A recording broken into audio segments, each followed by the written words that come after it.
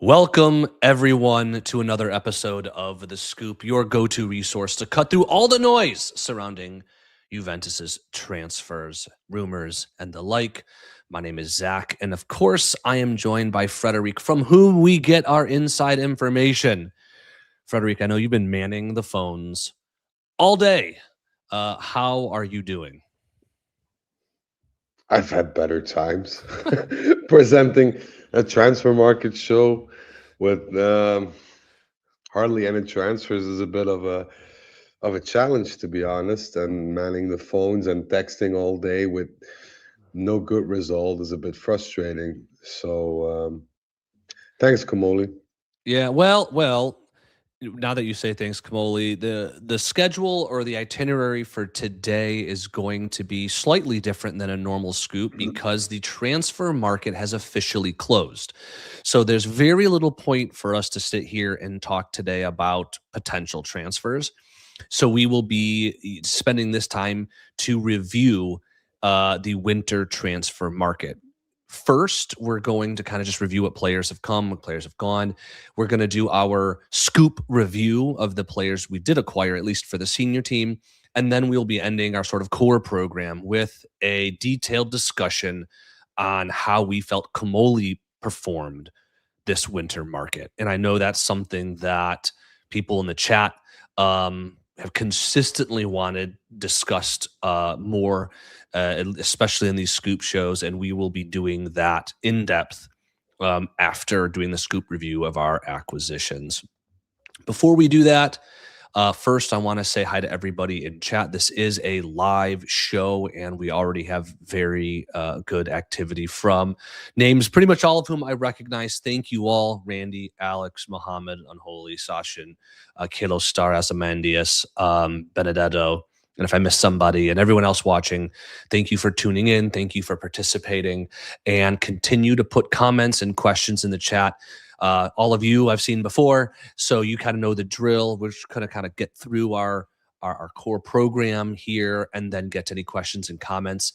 Since this is in non-traditional scoop, we will be kind of incorporating them throughout, especially as we analyze each individual players as well as Comolli. So keep the comments and the discussion coming.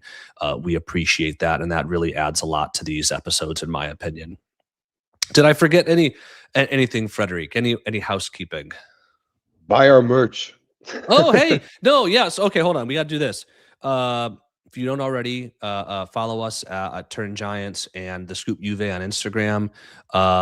Like, subscribe at YouTube, Turn Giants Official. And now folks are here live with us on YouTube, but we're also on Google Play, Spotify, Apple Podcasts, across platforms. The ratings, the comments, the likes, and so forth. Those actually mean a lot for content creators like us. So I appreciate if you do enjoy this and you want to hear more to do all of that. As Frederic said, there's just some fun merch on turngiants.com. You were wearing, Frederic, the Cinque Maggio shirt. Was that yesterday? Yeah, it was. You know, we've demoed the Scoop shirts with our funny super scientific algorithmic ice cream on the back, which we will be applying today in our Scoop reviews. Go check it out. That is a way to support us, since we are not monetized in any way, shape, or form. So hopefully you're enjoying no ads. But that is a way you can support us. We do have a lot of subscriptions and services we use and pay for out of pocket to do what we do. All right. I think that's it now, right, Frederic? I've covered all the That's it. housekeeping. Yeah. Very nice. Very nice. Cool. All righty. Let's get into the review of our transfer market. So over the course of winter, and we are just for the review, especially as we're talking Damien Comolli, we are going to look kind of with blinders on in the winter market. Okay, so just kind of keep that in mind, folks, for the sake of today's episode. We acquired 2 first-team reinforcements in Jeremie Boga and Emil Holm. There we were going to be spending some time talking about today, as well as 3 youth prospects. Justin, a forward from Man City, Aiden, a Twerkartista / right winger from Bayern, and Assad Denise, a Dutch Turk, if I'm not mistaken, from the Ajax system, right? Yep. Okay, I think a lot of people, and myself included, are excited about at least the first two of these youth names, especially Aiden. And we will be tracking their progress in the next gen team. The next gen team that's doing really well. I think they're tied for sixth in their group, performing, Yeah, playing pretty good ball. And normally, at this stage, they're usually further down the table, and then the second half of the season, they build their way up as the team that experienced a lot of turnover starts to gel. So it's really curious to see how they perform. We will not be discussing these three youth acquisitions during this episode, but we did want to include them here because a lot of people are excited about their potential.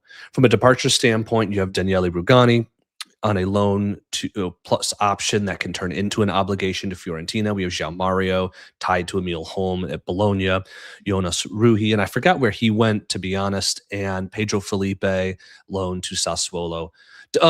Frederic, do you remember where Jonas Rui went?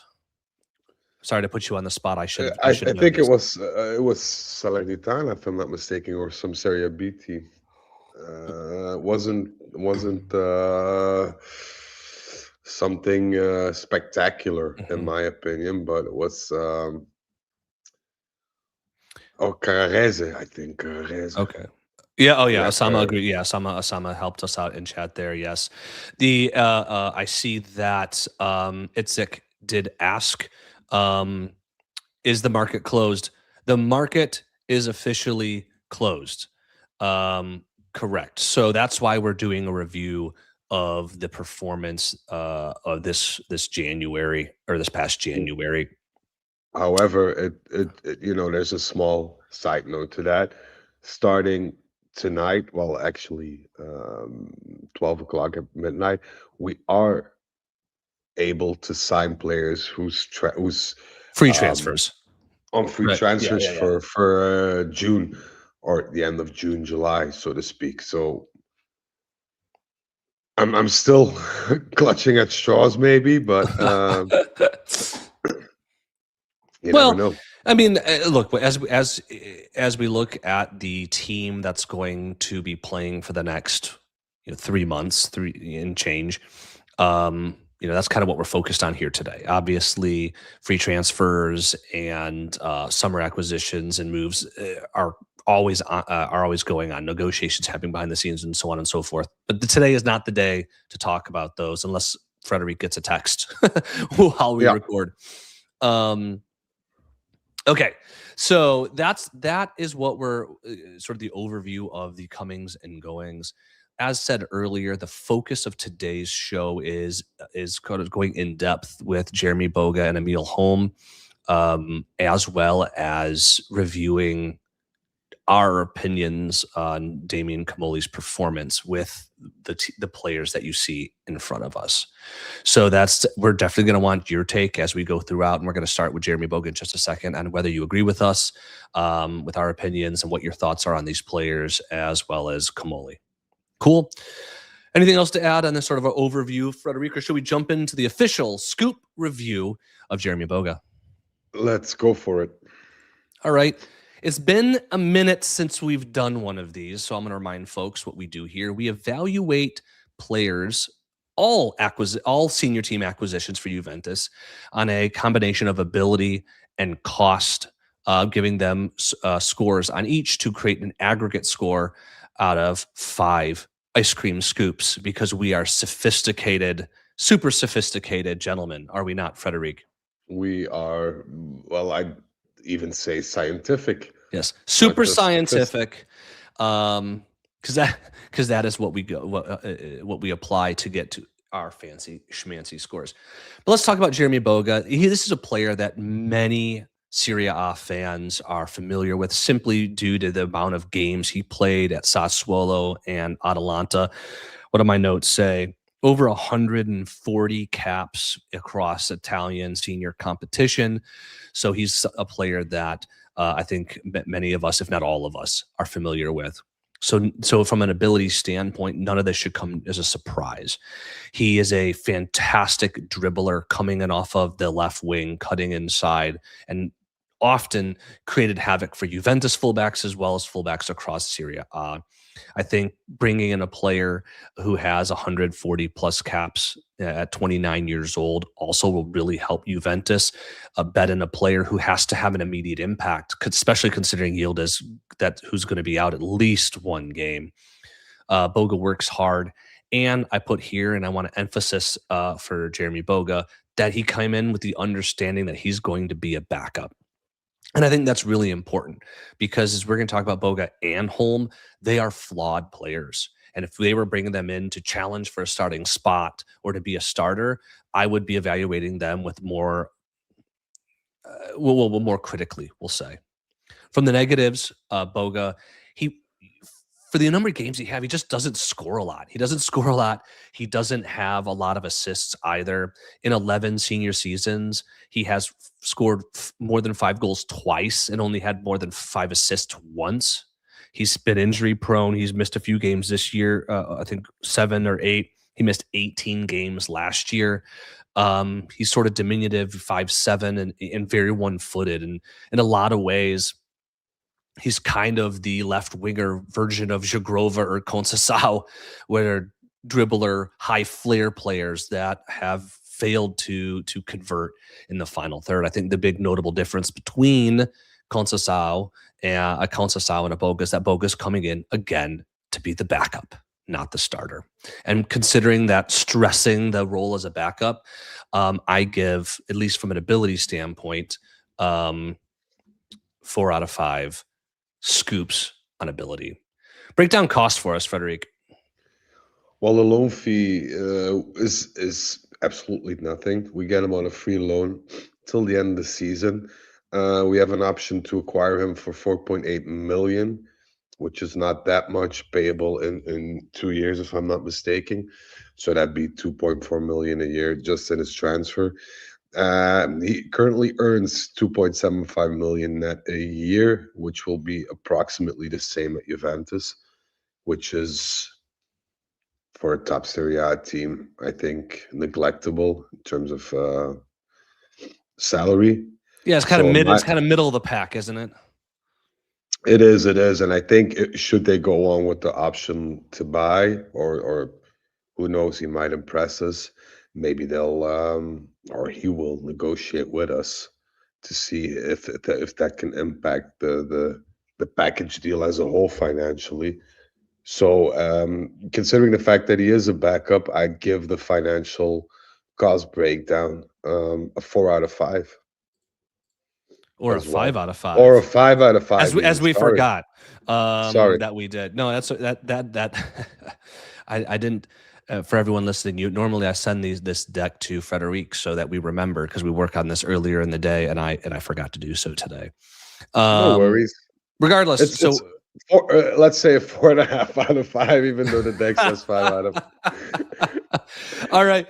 But so what we do is we take our 4 out of 5 ability and 5 out of 5 cost. Now, and I do agree on that. Like when you think about it, you middle of the pack salary, no loan fee, emphasis for a player who just turned 29, who we could buy for 4.8 million, who, if he's fine being a backup and will come in and have an impact, I feel like it's very low risk from a cost standpoint, from a sporting standpoint, and it gives us a lot of flexibility. So I'm fully on board with this Jeremie Boga deal. Understanding that as long as he's comfortable being that backup and he plays with the same activity that he did when he was in Serie A, now a couple years removed, I think it's a very good deal to back up and get that vice Yildiz that we know that Spalletti wanted. Yep. Needless to say, we always put our numbers into our super scientific algorithmic ice cream generator to produce our final grade of 4 out of 5 scoops for Jeremie Boga. Welcome back to Italy. Let's move on to Emil Holm. Based on what I'm seeing in the chat and kind of my own opinion, people are more hesitant about his impact. I'm trying to scroll up for each a comment, but some people have said, yeah, Boga's fine, but Holm, I think it was described as deadwood or useless or something of the like. So put your thoughts on Put your thoughts in chat on Emil Holm for those familiar with his time at Bologna, and I believe before that at Spezia, if I'm not mistaken. From an Yeah. ability standpoint, though, how I grade him is that he is a good crosser. He likes to go forward in a lot of ways. He is a similar profile in how he plays to João Mario, who both offensive minded, like to get forward, want to cross, will make late runs into the box. One, but there are major differences. One, Emil Holm has played in senior Italian competitions, almost 100 caps, which will help him from a language and sporting standpoint transition and make an immediate impact at Juventus, similar to what I said about Boga. Holm also will come in and be, if not the tallest, one of the tallest players on our team. He's big, he's tall, surprisingly fast for such a big dude. And is coming in with the understanding that he will not be starting over Kalulu. He's a rotational piece, whether a super sub or to give Kalulu a break. He though has some notable negatives. He a big guy who's fast, not quick. So this really causes his defending to sometimes be a liability because people can move around him fairly quickly, whether it's pass and move or dribbling. He has had some injuries. I think he's missed at least 10 games every season that he's played professionally, which is scary. He's also, like Bogo, very one-footed, which is not the end of the world in either case, as an inverted winger in Boga's case or as a right back in Holm's case, but it does present some issues considering he's not the most technical player in the world. If he finds himself in a cul-de-sac of defenders, he might panic. He has limited options on what he can do with it. You'll notice, other than crossing, you do not see other technical things here with regards to him. He's more of a pragmatic player, which for a team like Bologna might be acceptable, but could put him on trouble for a team demanding as high a level of performances as Juventus. So with that in mind, I gave him 3 out of 5 on the ability chart. Again, relying in this grade on the fact and understanding that he is a backup. If we were thinking of him as sort of would try to compete with Kalulu for that starting spot or something like that, I would be more critical. It's very clear that with the acquisition of Holm and Boga, these are backup players only. And so I was a little bit more generous with that in mind in providing the 3 out of 5 for Holm. Why don't you break down the finances for us, Frederic? Yeah, well, the loan fee is the same as with Boga. It's a free loan.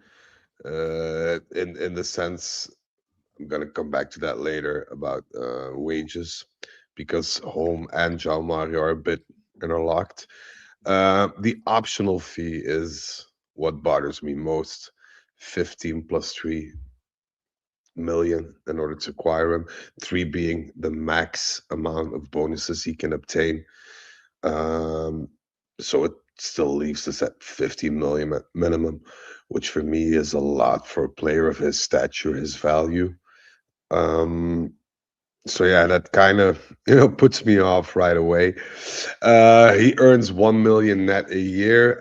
Now I can already counter people by saying, but wait, João Mario's earning this, Emil Holm's earning that. Who's paying what? Well, it's very simple. Juventus will keep paying João Mario's salary, and Bologna will keep paying Emil Holm's salary. So financially, salary-wise, it doesn't make that much of a difference, except you have one more body that occasionally could play instead of João Mario, who we could see would have no playing time whatsoever under Spalletti. So due to the fact that the optional fee is a bit handsome, a bit cheeky, I might add, I'd give him some less scoops or some less points. I can't remember the exact that we put on it, Zach, but it was also the 3 out of 5. Yeah, 3 out of 5, I think. Yeah. So yeah, not as successful as the Boga transfer, in my opinion. But a lower, he earns a lower salary. Yeah. Yeah, and I think because the João Mario is a dry loan, I can easily see these going backwards in the summer, and so keeping the wage bill low is good. Needless to say, and then we're going to get to some of your comments on these players. We put 3 out of 5 and 3 out of 5 in our calculator, and surprise, surprise, 3 out of 5 scoops for Emil Holm. Welcome to Juventus. Before we get to Damien Comolli, and this is where we figured we'd spend most of our time, I want to go back through the comments because there's a lot of different comments with regards to these players, especially Holm. I see. And thank you, Colo, who gives us a shout out. We appreciate you. Thanks, Zen. The logo on our scoop shirts, as well as at the bottom right of the screen, is thanks to Dan. So appreciate you. Okay, so let's go back through some of these comments. Is one of the comparisons, and we see this in a few comments from people, and I'm trying to shout folks out like Mitch here, is tying like Boga to Mbangula. And I think it's a little unfortunate, I don't want to cry over spilt milk because in a lot of ways, Mbangula and Jeremie Boga are similar players, except for the fact that Mbangula in the short stint at Juventus was actually really clinical in the final third from a, goal conversion rate for the few chances he had. It was really high. So, if we really wanted to compare the players, I would think they're very similar, except Mbangula proved to be a little bit more clinical in his short time at Juventus than Boga has over the course of his 11-year career. But Frederic, there's really nothing we can do about that. So I don't know. Is there anything more worth saying about it? I think we're just unlucky in the sense that we've changed management a lot, we've changed trainers a lot in the past couple of years, so that that red line, that line in the sand that we need to draw with that long-term vision gets clustered by all these changes, which makes it very difficult. Because I'm pretty sure that if Spalletti was here when Mbangula was still here, we would have kept Mbangula. Because we're getting an Mbangula type player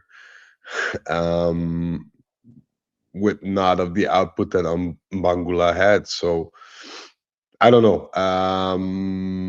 If we had a time machine, we could go back and change a lot of things. But mistakes have been made again this transfer market, and the only thing that we can do, or not we, the management can do, is learn from that and see if we can remedy them somehow. But and we're gonna get into that later on, it's gonna prove to be a very difficult one. Yeah, agreed. And I totally missed the message. A lot of people saying hi from where they're at. We got Austria, Bosnia, a few folks from Bosnia, it seems. Welcome, everybody. One thing that's super cool about my time on Turn Giants is just kind of meeting and interacting with folks that are truly across the globe. And that I think that's really cool. Make the big world feel really small. Right. Cool. Suresh says that Holm is a better signing than Boga. Now we gave Boga 4 out of 5 and Holm 3 out of 5. So I think our numbers say we disagree, but let's take a second and kind of think holistically. What do you think is more important role on this team, a Vice Yildiz or a backup for Kalulu?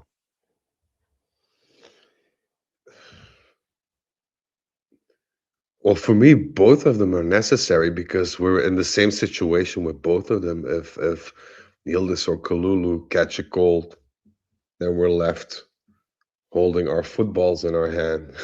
So I think both of them, and that's the thing that we've been hammering about all this time since the end of the summer transfer window, is a bit of the depth. We improved the depth of the squad, but not as such that you could easily have a second team rotate to play those easier games, so to speak, and let players rest for a longer while. Because yesterday everybody was in panic when Yildiz asked for that sub. So to think, and I'm touching wood here right now, but to think that something would happen to either of those players, they're both crucial in their respective roles. So it doesn't convince me saying, oh, but we have Holm now, so if Kalulu has a pretty big injury, we're set because Emil's there. No, and it works the same in the vice Yildiz position. You don't expect to buy a copy of Yildiz, which is impossible nowadays, especially in January. But you are hoping for somebody that you can either rotate a bit more, certainly in other positions. And this isn't the case. He's not, as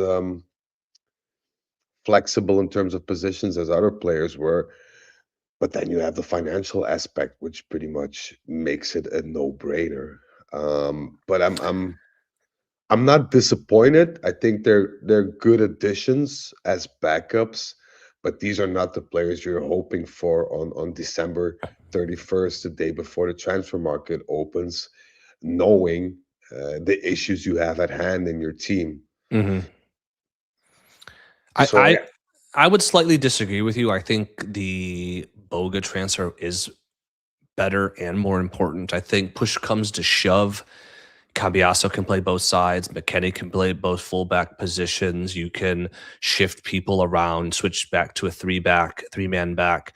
I think with Yildiz, if Yildiz is out of the game, you're trying to play McKennie there, who's been really good under Spalletti, but is not going to have a similar impact to disrupt defenses like Yildiz does, or to draw attention. I think notably Boga, with his dribbling ability, does cause defenders havoc in forcing defenders and formations to respect him. And I think due to the lack of dynamism behind Yildiz and who could play that position, getting a guy like Boga in is really important, or maybe more so important than bringing in Holm, in my opinion. let's agree to disagree. Question: Can Holm give Cambiaso a break? I don't think at the left back position. I don't believe Holmes played at the left back position. He is also, not that this is necessarily is necessary for a left back, but he's very right footed. I think he is a very comfortable marauding that right wing. As kind of almost more so like a right wing back than a right full back. So I would be surprised if he's deployed in that left fullback position. Thoughts? Probably even more so. I think Boga could fill that position, especially in midfield, should need be. More so than Holm, by the way, and Yeah, inverted roles. That is. yeah. If we had signed Mingueza, for instance, my answer would be different because he's a player who's proven he can play on both sides. Holm, not so much. Suresh also notes, well, speaking of Mingueza, that there's no chance we retain Holm, especially if we scoop up some of these players like Mingueza, who that we've been courting to sign on a free at the end of the season. Right. Yeah, exactly right. Exactly right. I would go as far as saying even that Mingueza could be somebody who replaces Cambiaso in the sense of position.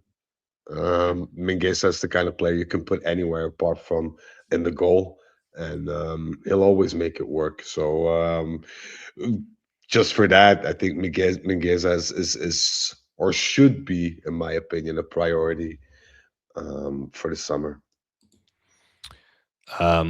Mitch says it makes no sense looking for a vice Kenan when you sell Mbangula, and I would beg to differ. I would say you have to have a vice Yildiz because you sold Mbangula, Uh, which is why we're looking for one. As we sold Mbangula and there was nobody to backfill. you, you always you have to be prepared to be the vice of somebody as well. And I think Mbangula, given the fact that he was young and he attracted a lot of teams in Europe, I think Mbangula was wise in that respect to say that, I have to go somewhere else because I'll never play Kenan out of the team, which is logical to me. And I'll not receive any chances, especially with Tudor at the helm. So there were two big things going against him and his career against Juventus. And it was up to him to make that choice because I do feel, and I pretty much got a bit of confirmation about that, that it wasn't at the time Juntuli who wanted Mbangula out. It was more like a forced transfer because Mbangula wanted playing time. Yeah. So, as a manager, you're limited then because you have to release a player who basically says, I'm not going to play for you anymore. I don't feel comfortable in this team anymore. I want minutes. I don't get along with the coach or whatever it is. So you're standing there with your back against the wall, and it's very difficult to negotiate when you have your back against the wall, especially when the player himself and his management is pushing through for a transfer. Yeah, and I agree with Masood, which is sort of takes the next step from what Frederic just said, is that Mamagula wanted to play. Being a vice Yildiz is not what he wants. Whereas Jeremie Boga, who finds himself on Nice, who's like towards the bottom of Liga, and reevaluating their wage bill, and he's towards the top of their wage bill and so forth. Like, it seemed like maybe a good opportunity for him to go back to Italy, where he might be more comfortable playing that rotational role. Where Mbangula, 19, 20 years old, he needs to play. He just needs to play, right? That's Their stories somewhat aligned. They were both displeased at their club. They searched for a solution. They got it. The clubs didn't suffer financially a lot from it, and they decided to part ways. And it's an amicable way of parting. And let's just hope that both parties will get some benefit out of it, because I'm pretty sure that if you're a player that comes from Nice and you play the same position as Kenan Yildiz, I think it's fairly safe to assume that you won't get that many minutes in that season. But we're still in three competitions. We see Kenan very tired, getting injured because of the fatigue. So it might be a blessing in disguise. Let's hope so. Yeah. Next question: how good is Holm in regards to headers? He is good in the air, simply because, or at least initially, because he is so tall and big. And that's going to present, I think, the most notable difference between him and Kalulu. Kalulu's biggest weakness, maybe only weakness, in my opinion, is his aerial ability. Home, that's somewhere where he is strong. He's a player who will get goals and assists. Maybe not many, but he will get goals and assists because he likes to get forward, make those late runs in the box, and will be present on set pieces, an area that, of course, any Juventini knows we need to improve. And I also think, and this is just my personal opinion, Holm reminds me of Lichtsteiner a bit in that respect, like a train on the wing, going forwards, going backwards, pretty physically. So maybe we'll get some use out of him in a good way.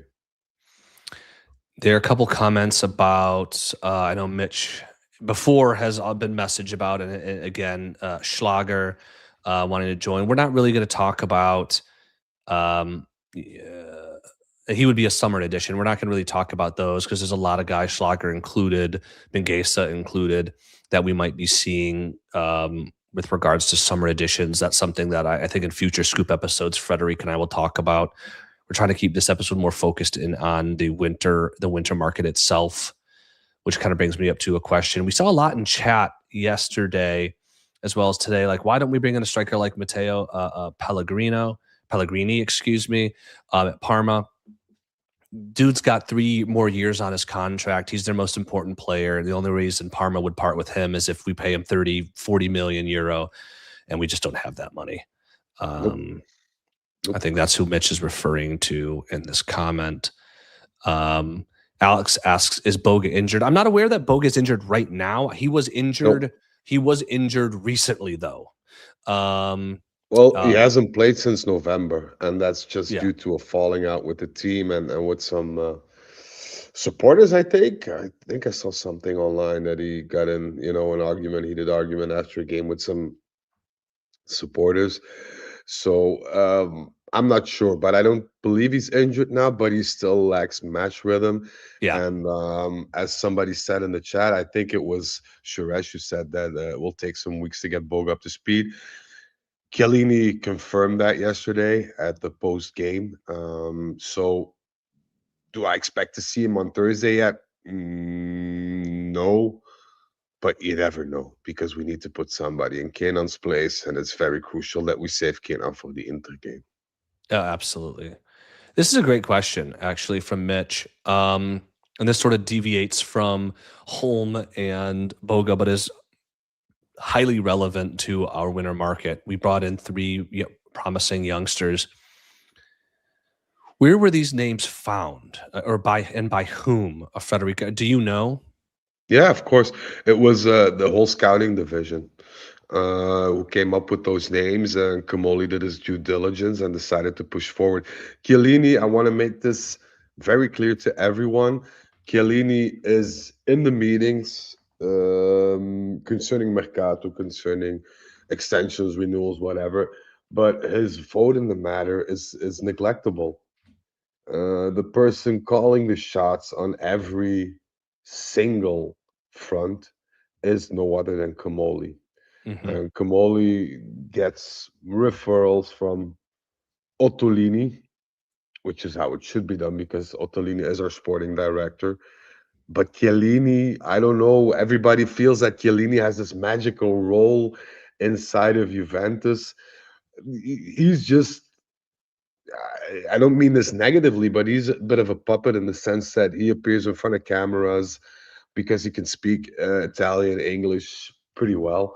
So he's the go-to guy in terms of communication, whereas we're used to our old president Andrea Agnelli taking the mic, taking responsibility, accountability.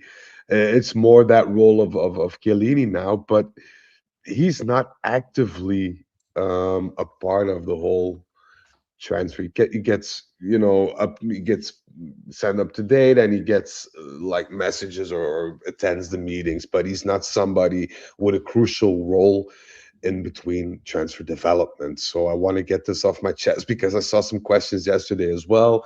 I saw some Chiellini outs. I agree, maybe, but not because of the transfer thing. Chiellini's role is a bit like Nedved's one back in the day, pretty unclear role in terms of accountability and due diligence. So, yeah. So we're gonna kind of this will be the last question with regards to the players because we want to spend some time talking about Comolli, guys.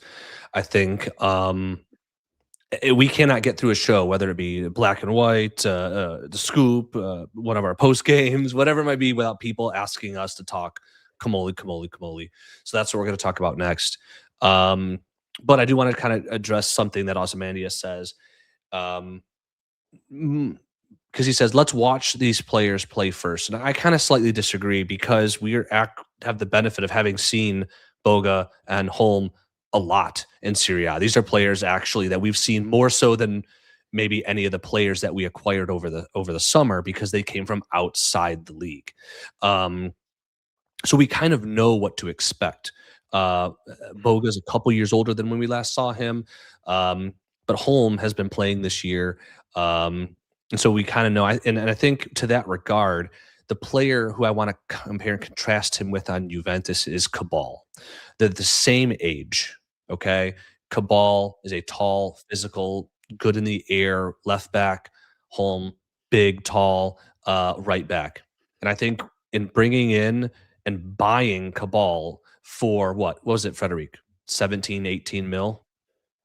Was it Not less? even Was that. it I less? think it was 12? it was less. Yeah, it was I can't less. remember. Wasn't a whole lot. Well, it was more than 10. I remember that. Yeah. And it was less than 20. Somewhere in there. Someone in the chat will correct me. But Holm has way more experience playing in Serie A and in more important competitions than Cabal had. And I think a lot of Juve supporters were thinking of Cabal as a guy who was going to come up and who was going to fight for starting spots and was going to have this influence. And I think there's a lot of negativity about Holm arriving when even to this very day, Holm has way more Serie A experience and experience in more important games than Cabal has. And so the fact that he's coming in, understanding he's going to be a backup, he may not stay here over the summer. He's coming in to get his shot, right? His shot to be at a big team, to be the biggest team he's ever played at. Actually makes me optimistic. I don't think he's the greatest player in the world, but as a backup, who we have seen, and we can compare to a player on our team of a similar quality on the in Cabal, same exact age and stuff, and I would consider Holm better, makes me not terribly concerned. In fact, thinking that at least from Boga and Holm's perspective, that they were good acquisitions to come in and do a job for 3 months. Considering the limitations that Juventus had in this market. What are your thoughts on that, Fred? I think that Holm will come with, a lot of passion, a lot of fire in order to prove himself. He's been a long-time supporter of Juventus since his childhood, as his Instagram shows. So he'll have a lot of determination to do whatever he can do to get, the job done and get some good appearances on the team. Will he get the chance? I don't know. I certainly hope so, because I think that if you come from Bologna to a team that is Juventus, you always want to get your shot, and that makes me a bit confident in the sense that he'll be motivated and extremely passionate about giving his best. But it is what it is. Like there's no use now in crying over who we should have gotten or who's better or whatever. This is what we have to make do with. It's not fun for us, Zach, because we'd love to talk about 10 players that we attracted with a whole history behind them, but that's just not the case. So we'll see what happens. And I think, having said that, I think we could put the Boga and the Holm discussion a bit to bed and see what they have to offer if they get called up to prove their worth, which is a big if, because Spalletti and Kalulu are like they could be married in terms of the relationship They're that like they have. Peanut butter and jelly, as we would say here in America.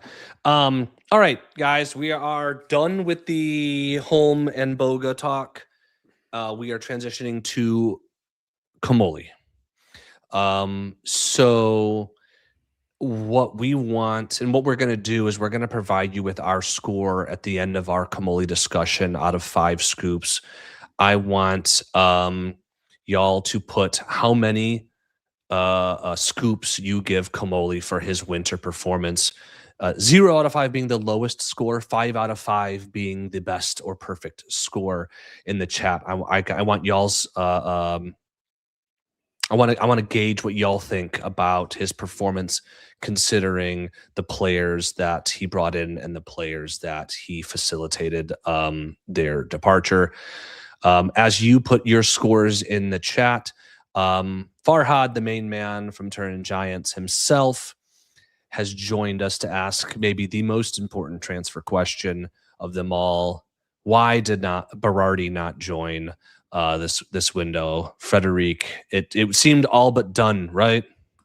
I'd say follow the scoop in the summer because we're still working on it. But as you know, these historical transfers take their time and take a lot of planning and a lot of people to please. So let's not let all hope pass by and hope for a summer breakthrough, Farhad. Alrighty. Thank you, Farhad, for tuning in. So far, we have a few people commenting. 1 from Del Piero, 2 from TTO, 2 from Alex, 2 from Masood.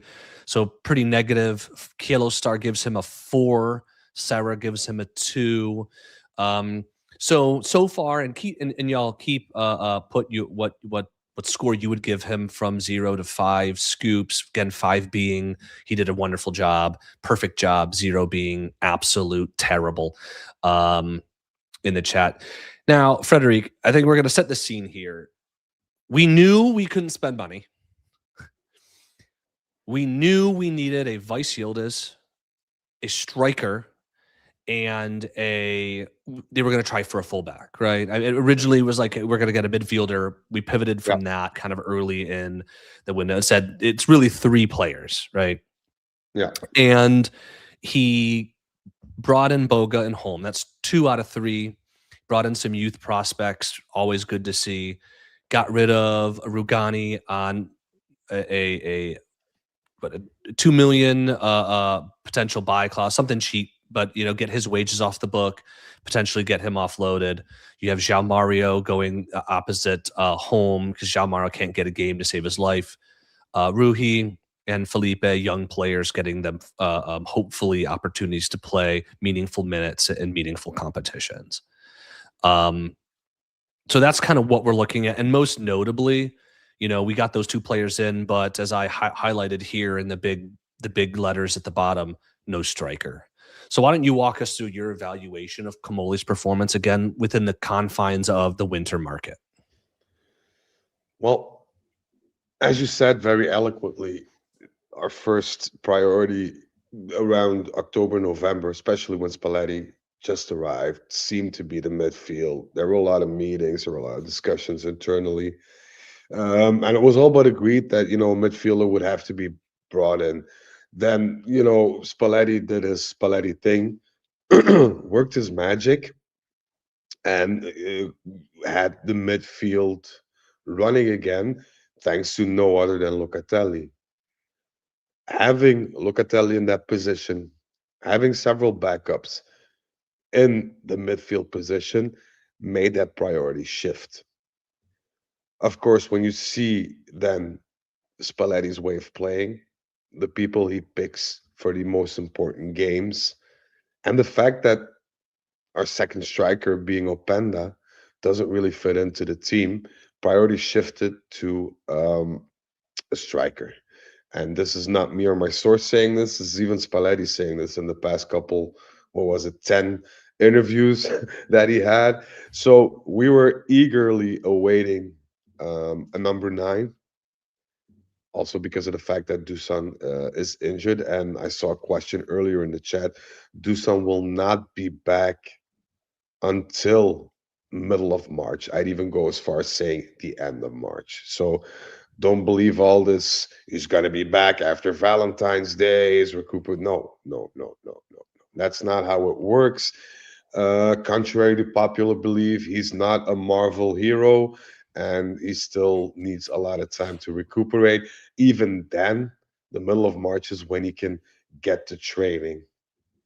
Given, if you add then the time he needs to get a bit of match fitness, it'll be April before you know it. So Yeah, end of the um, season. yeah. So we needed that striker, and I think the people following the scoop saw what we were up to, or what Comolli was up to.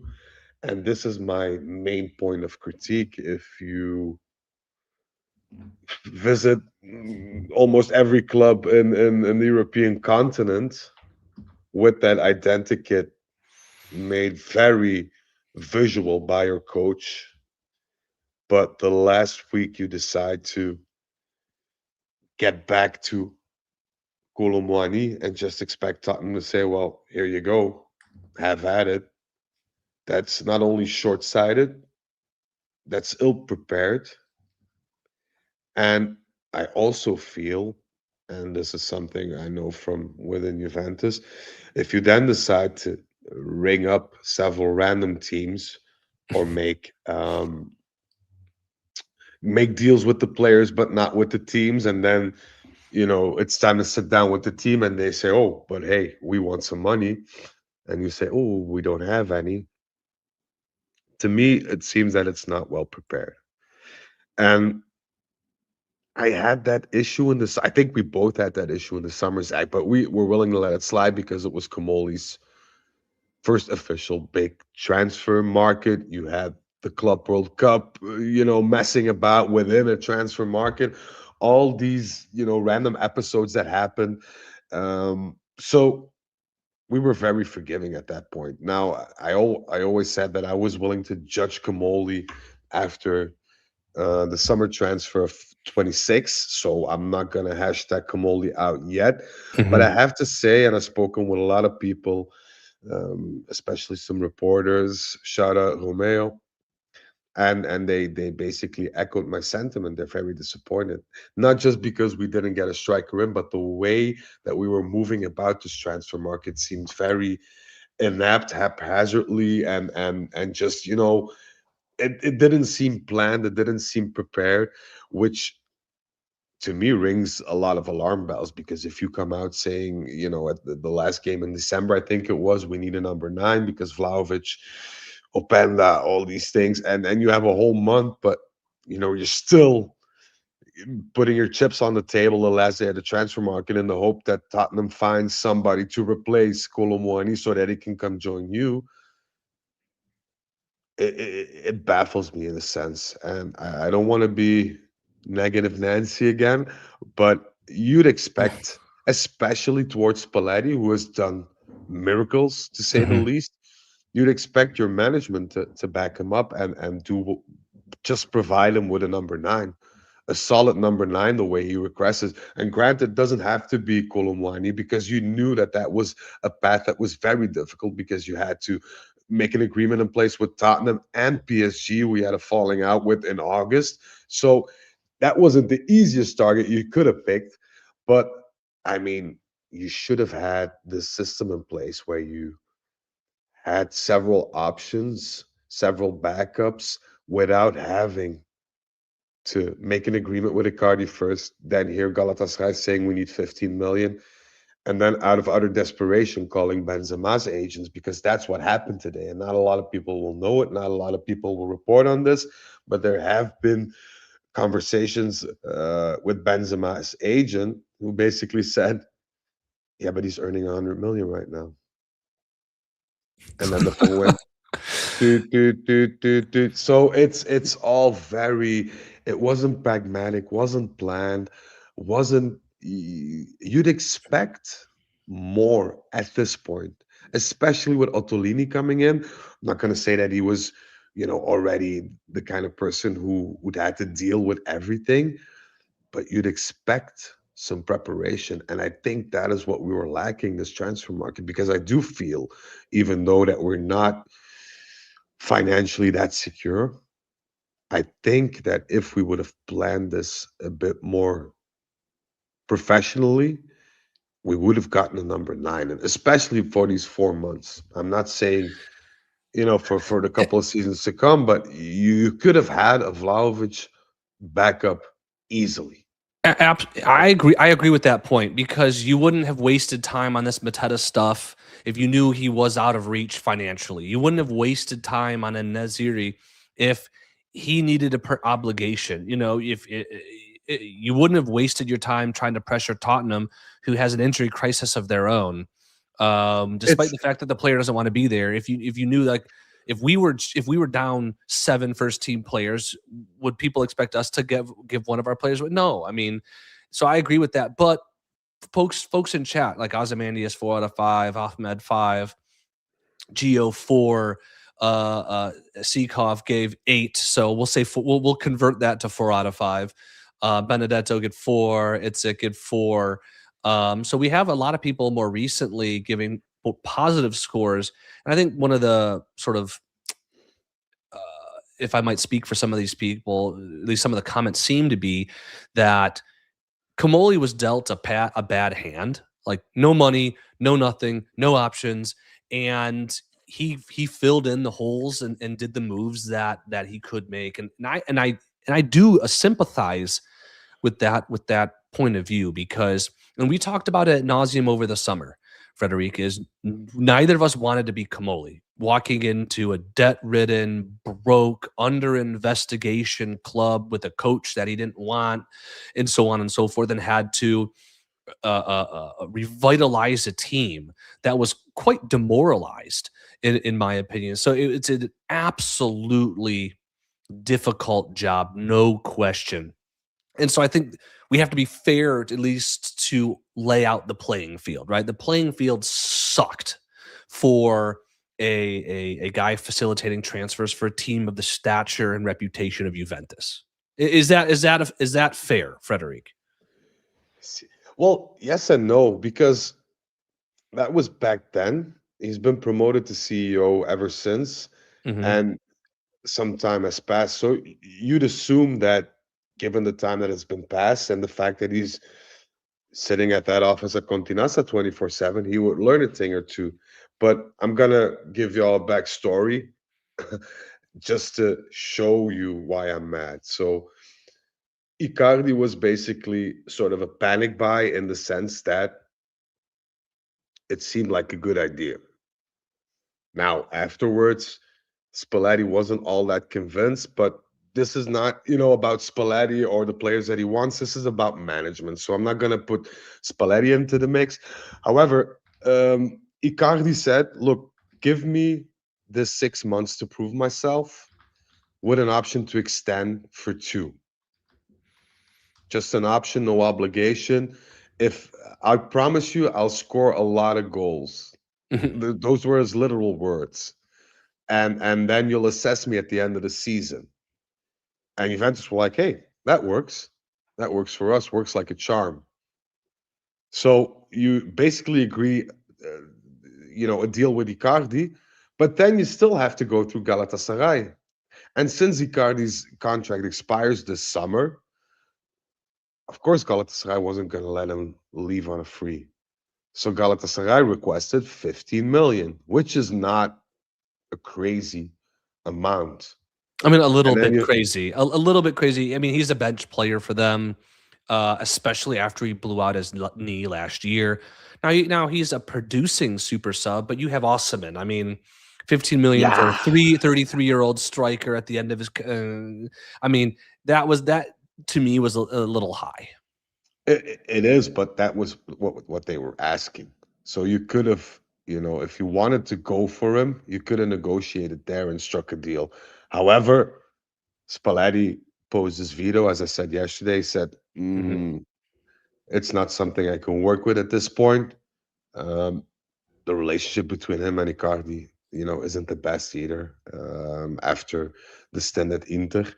So, but that just goes to show it's very, and this happened yesterday, like a day before deadline day. Mhm. Mhm. So, to me, if you have that priority, and that's what Marotta does perfectly, in my opinion, at least when he has some budget, he has a plan A, B, and C. He has always something to fall back on. Um, Granted, his plan C is in shallow comparison to plan A, but Mhm. he still, brings in the bodies when needed. And Spalletti was very adamant about adding that number nine.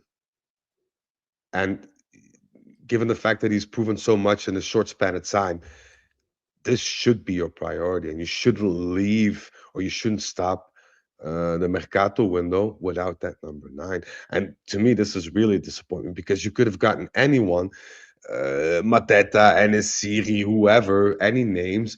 Just if Spalletti gives the go ahead, then it's also on him, and he has material to work with. Whereas now he has absolutely nothing. So I get that there are certain hiccups. I get that there are certain situations that change in 5 minutes time, but it's also about planning ahead and being a step before the competition. Mhm. We were negotiating with Matera without even knowing that his knee is shot to hell. He failed his medical today. Well, but I I mean, I agree with that. That though is sort of a retroactive thing. Like that's why you do a medical. But with Mateta, it was Mateta. There was no way we were going to give them the money that they were going to act for. Like that deal was dead, would have been dead before it began. Like, of why did we course, wait? Why do you waste a week talking you Mateta when a simple phone call would have been like, wow, that's just not going to happen. yeah, and you could have called, the clubs in November as well. There's Yeah, no law. There's no yeah. law prohibiting you from, asking information about a certain player. And then when you enter the month of January and Matera's too expensive, and Asiri doesn't want to come on a loan. Uh, Galatasaray won 50 million for Icardi, and Tottenham will not let go of Ricardo Randall Colomwani. Well, then at least you have a whole month to look for an alternative. But now we spend so much time in things that were pretty useless, in my opinion, or negotiations that couldn't go anywhere because there was never this uphill vibe kind of thing. It was always like, it's stalled, it's difficult, it's this and it's that. And you just don't have the time to waste in January. So if you don't have money, you shouldn't go into the Prada boutique. If you have 50 euros in your pocket, go to Zara, get yourself some jeans, but don't walk in the Prada boutique and asking if you can pay in 10 times because And that's my, it felt Yeah, unprofessional. well, but if he goes to Zara, and then we're all going to be in chat saying, "Look at this fool! Again, this player's not Juve worthy," and all this stuff. You know what I'm And saying? that's exactly my gripe as well. Because if you're the CEO and you know, and he said it before, but he should also say it again because he looks at the interviews. He sees Spalletti requesting Colomwani by name. And it's not Spalletti's fault, but you as a CEO should go in front of the camera, whether it be in English, in French, I don't care. But you should say, I feel Spalletti. I know what he wants, but to us, it's very difficult. Bar a miracle, I don't think we can help him. For the summer, it's going to be another thing, but for now, we'll have to make do with what we have, and then all the expectations are a bit tempered. Whereas now you get fed, information about the media, about negotiations, about certain players who you may or may not like, but you spend time, reading into them, discussing them, whatever.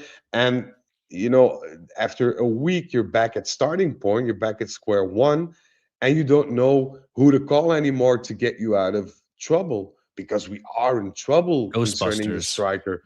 Yeah, we are very much in trouble, and I don't know who we're going to call at this point because Jonathan David is doing very well.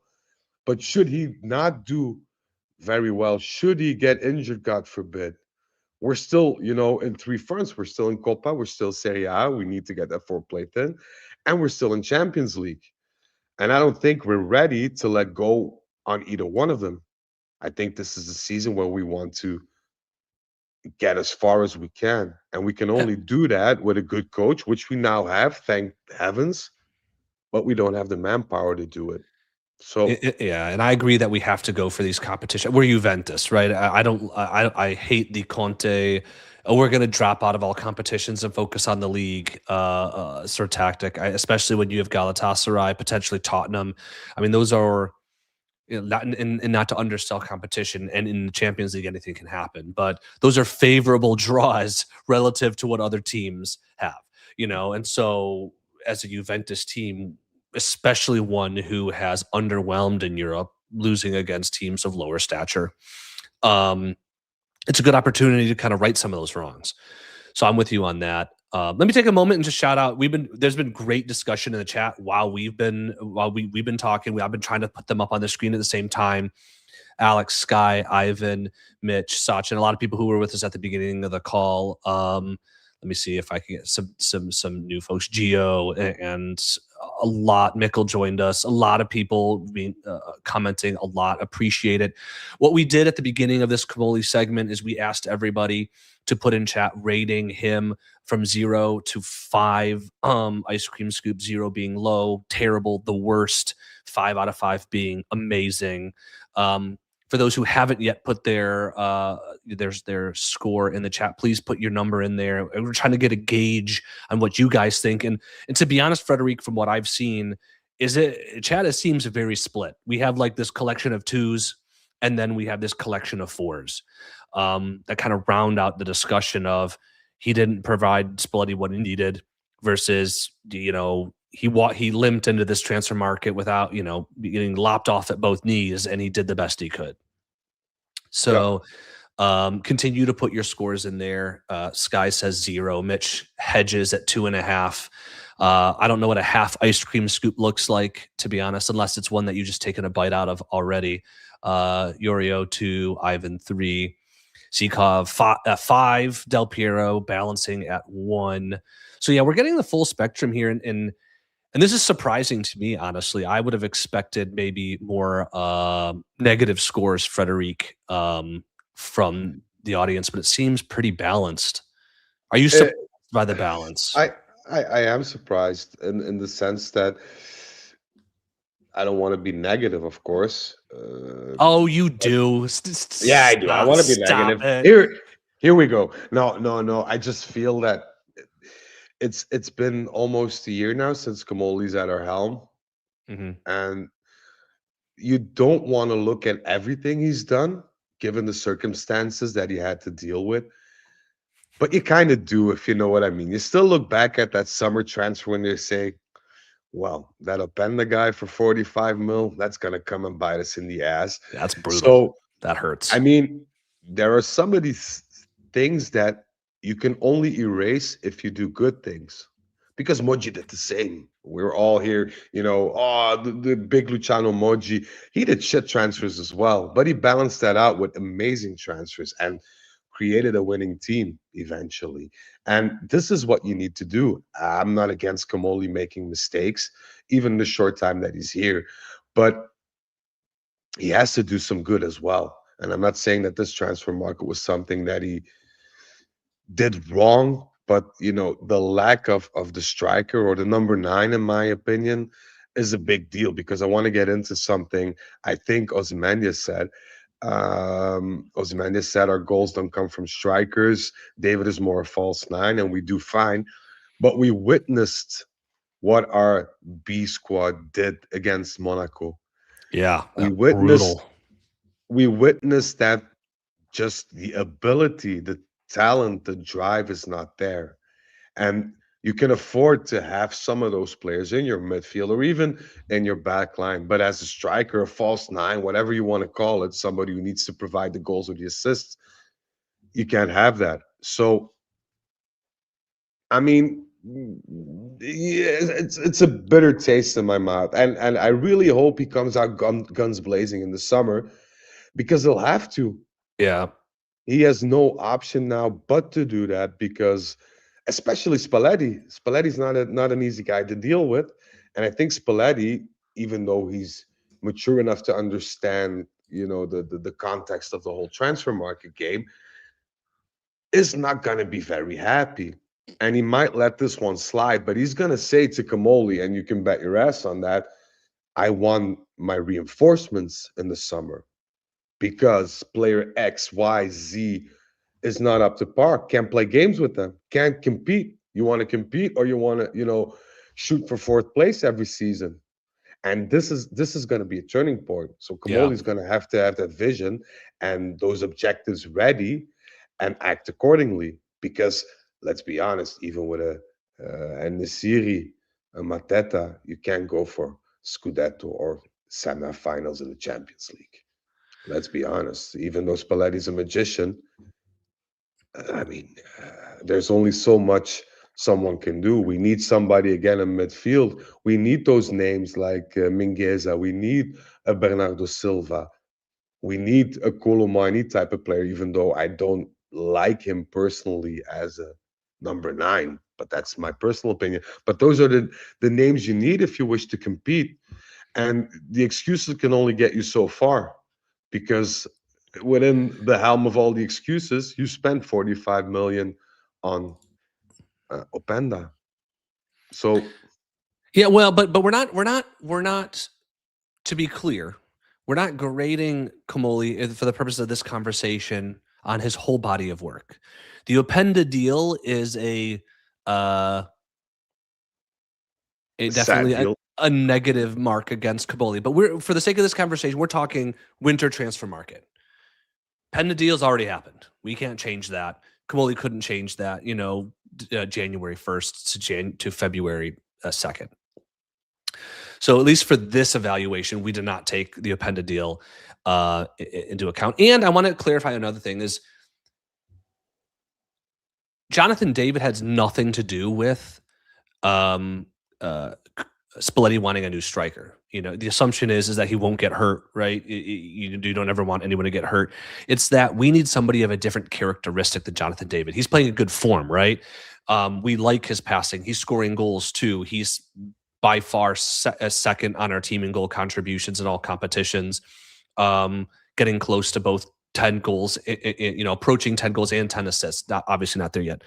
But you need different options. And it's no surprise that the type of characteristics or the type of strikers that we're looking at had certain characteristics different from Jonathan David. Big, tall, target man style, good in the air. And so that's not in any way, shape, or form a reflection of Jonathan David. That's a reflection of Spalletti wanting diversity in his attacking options. And so, now we've been talking about Comolli now for 30 minutes. I'll kind of give you my opinion on him, because I fully sympathize with the fact that he came in with a limited resources, but he knew that back in June or whenever he came in. So he knew that in June, and he did we'll just say, because we're not talking about the summer, we'll just chalk it up. He did the best he could in the summer. New team, new setting, whatever. But you now had 6 months to prepare for January, 6 months to start developing your strategy. Get a sporting director, which we didn't have at the end of the summer market, which took a long time. And then when Dusan goes down, you then have months to prepare, understanding that a striker of a certain complexion is needed in this team. And it's very clear that there was a lack of understanding and or communication or planning with the teams around Europe or beyond to be proactive. And I do think, and I forget who said it in the chat, but like for instance, Fulkrug from West Ham got signed immediately from Milan. Not saying that we should have assigned him, but that's indicative of a team who had a plan, who had the discussions, who targeted the players, who understood the requirements and attacked that opportunity. And that's something that very clearly was, at least in the striker game, something that we didn't do. The way the En-Nesyri and Mateta sagas dragged out, returning to Colomwani. And if you ask any Tottenham fan or Thomas Frank himself, they'll tell you, no, we cannot get rid of a player who plays for us with all of our injuries. It just is not realistic. Shows a lack of planning. And ultimately, at the end of the day, whether we were bringing in Colomwani back or bringing Frederic out of retirement to play as our target man, Comolli will be judged on his ability to bring in players to round out the squad. And that's more important when the coach who just rescued or is in the process of rescuing your season makes an explicit request that we need this type of player in this position. And when you fail to produce that player at the explicit request of the coach, when you had the time and teams around you are also make those deals, whether the circumstances were tough or not is irrelevant. At the end of the day, Comolli failed to meet the requirements of his coach. And for that, I cannot give him a high score because despite the limitations, he was not able to bring in what Spalletti needed. And I think all of us would agree that we're putting our faith in our coach because he's deserved that. He's earned that in how our team has played in his short tenure. And to not satisfy him, I think is a huge mark against Comolli for this winter market. And it's one that I'm having a difficult time reconciling. Yeah. Yeah, I could have said it better. And the upside of everything is that he has another chance tomorrow. If he signs Senesi and Bernardo Silva tomorrow, because they can join Juventus at the end of the season, then all will be forgotten. So it's very, it could go a lot of ways. The dynamics can shift very soon. But let's see. I'd like to answer Osmandias. He said he'll call us out.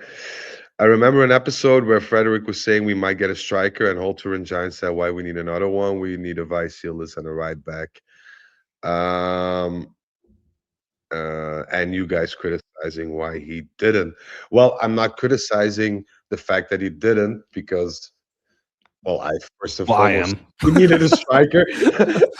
But the fact is that you, as Comolli, decide that this is necessary, and you spend the whole month chasing players and bringing in no one without any planning, let's just say, laying down the groundworks to get somebody in. I'm sorry, I cannot follow. Well, I think I'm going to jump here for a second because I think if I remember the discussion right, is there's a difference between my opinion of what the team needs and what Spalletti has explicitly asked for. So if I say we don't need a striker, that can be my opinion. But if Spalletti says he needs a striker and the management says we're going to get you a striker and a striker doesn't come in, It's irrelevant what I've said, right? Because Spalletti has asked for the striker. He's proven that that he is nurturing or at least making the right decisions for this team. If a striker's not brought in, I think that is a mark. Whether I think we needed one or not, that is a mark against Comolli because he's in charge of bringing in what the manager wants. Do I think we can go the rest of the season even if we didn't bring in Holm and Boga and get top 4 so that we can hopefully get that influx of money that we've talked about several times in the summer movement? Absolutely. I think we could have. But when the coach says he needs a number 9, you have to respect that. And when you as a management come out and say, oh, we're going to get him his number 9 and then don't, that's tough to let slide. That's what you were asked for. You've committed to it and then you failed. Exactly. And so all of that's with the understanding that resources are tight. And so what you're looking at is just search. You need players in the right circumstances, in the right team with the right financial circumstances, and so on and so forth in order to fit your loan formula. I get it. It's tough, right? But then you don't tell Spalletti that you're going to get him a number 9. And we know that they tried because we heard all the rumors verified, either directly or indirectly by people within the organization that they were going for it. If it wasn't going to happen, then you set expectations with the coach and say, it's not going to happen, man. I'm sorry. We'll do the best we can to bring in some other guys that you can tinker with. But that's not what happened. The request was made, the promise was made, and then it fell short. And to me, like the whole Colomwani thing, if you laid your groundworks in December already, and you'd have given Tottenham enough time to find that substitution or the substitute for Moani, who desperately wanted to join. PSG were very gentlemanlike to us in the sense that they really were cooperative, they were really communicative. So nothing against PSG in that respect in terms of the negotiation. But, a week before deadline day, you knock at Tottenham's door and say, hey, I know everybody's injured at you guys. Can we have the one that's not injured? I know you guys are going, through in the Champions League and you're still fighting in England, with the tough spots. But, nah, we're Juventus and the guy likes us. So do us a solid here. That's not how it works. Yeah. You should have called, you should have asked, you should have looked, you should have negotiated already. And then something potentially could happen given enough time, but it's so haphazardly put together that it's very difficult. So you have an opportunity. You had several opportunities on the request of your coach. You agreed as management as a whole that the thing the coach wanted for was important, was priority, and was going to get done, and you didn't do it. And as to who, what, where, money, whatever, is of no avail because you committed yourself to get that done as the CEO of Juventus FC, which in my opinion, if you tell anybody that you're the CEO of Juventus FC, you should be met with a lot of respect and that should mean something nevertheless. And you still fail to do it, whether you're Comolli, whether you're Agnelli, whether you're Marotta or whoever, you failed. And that's my 2 cents of the story regarding the number 9 position. And Mitch says, well, nobody is at the table. I think we have enough inputs though, Mitch, to know that Spalletti came out and said he needs striker. Like he said it, like even against Boga, he's like, I need a striker like that. Colomani, I need a striker like that. His funny interview with the guy, like, do you play forward? Well, we're either gonna get you or Colomani. It was very clear that he had that this is something he wanted and he didn't get it. Now, we're not saying that Spalletti is throwing a tantrum somewhere. We don't know whether he was throwing a tantrum or upset, or he's going to put his nose down and get back to work. The fact is that he wanted a striker and he didn't get one. And that is not glossing over the limitations working against Comolli at all. Because I understand it's hard. It's really hard. If it was easy, then I would be the CEO of Juventus. He knew the circumstances, and in the summer, maybe you give him a pass because it's a quick turnaround. But this is 6 months in. With knowledge of the finances, with knowledge of the deals, with knowledge of the stuff. And he's been in Europe. He has relationships with clubs. He knows how this business works. The biggest gripe, and this has been confirmed by a lot of people, my source, even you can ask Beppe, G just Juve, Comolli micromanages too much. He doesn't focus on the priorities. He tries to control every aspect within Juventus, down to even, and this is a true story, and fact check me whatever you want, the people that were allowed to join the team to the Monaco Champions League, the number was cut in half because Comolli wanted to cut costs. That's all good and well. But in the middle of the transfer season, as a CEO, you should have other priorities and objectives and not looking at, oh, well, we have two physiologists. We're not going to let one of them make the trip to Monaco because it'll save us. I mean, I'm sorry. This is ridiculous. If I hear from people saying that, Comolli is even with meetings with the cleaning crew within Continassa. He's present with meetings for the cleaners at Continassa as a CEO. I'm sorry, but you know, So, well, hold on. if you Let me ask Frederic, because this has been said a lot. Okay, why are we stressing about a new striker when we have Arkadiusz Milik coming back, right, to full fitness any day now? I predict that before Valentine's Day, we'll see a medical bulletin about Milik. And Mitch, I'm not joking. I'm sorry. I wish I was, but I'm not. But we'll see a medical bulletin on Juventus.com before Valentine's Day regarding Milik. That's, there are three certainties in life: taxes, death, and the fact that Milik gets injured when he's coming back. Yeah, but his hair is going to look fantastic. So, potato. Like the cutout. Yeah.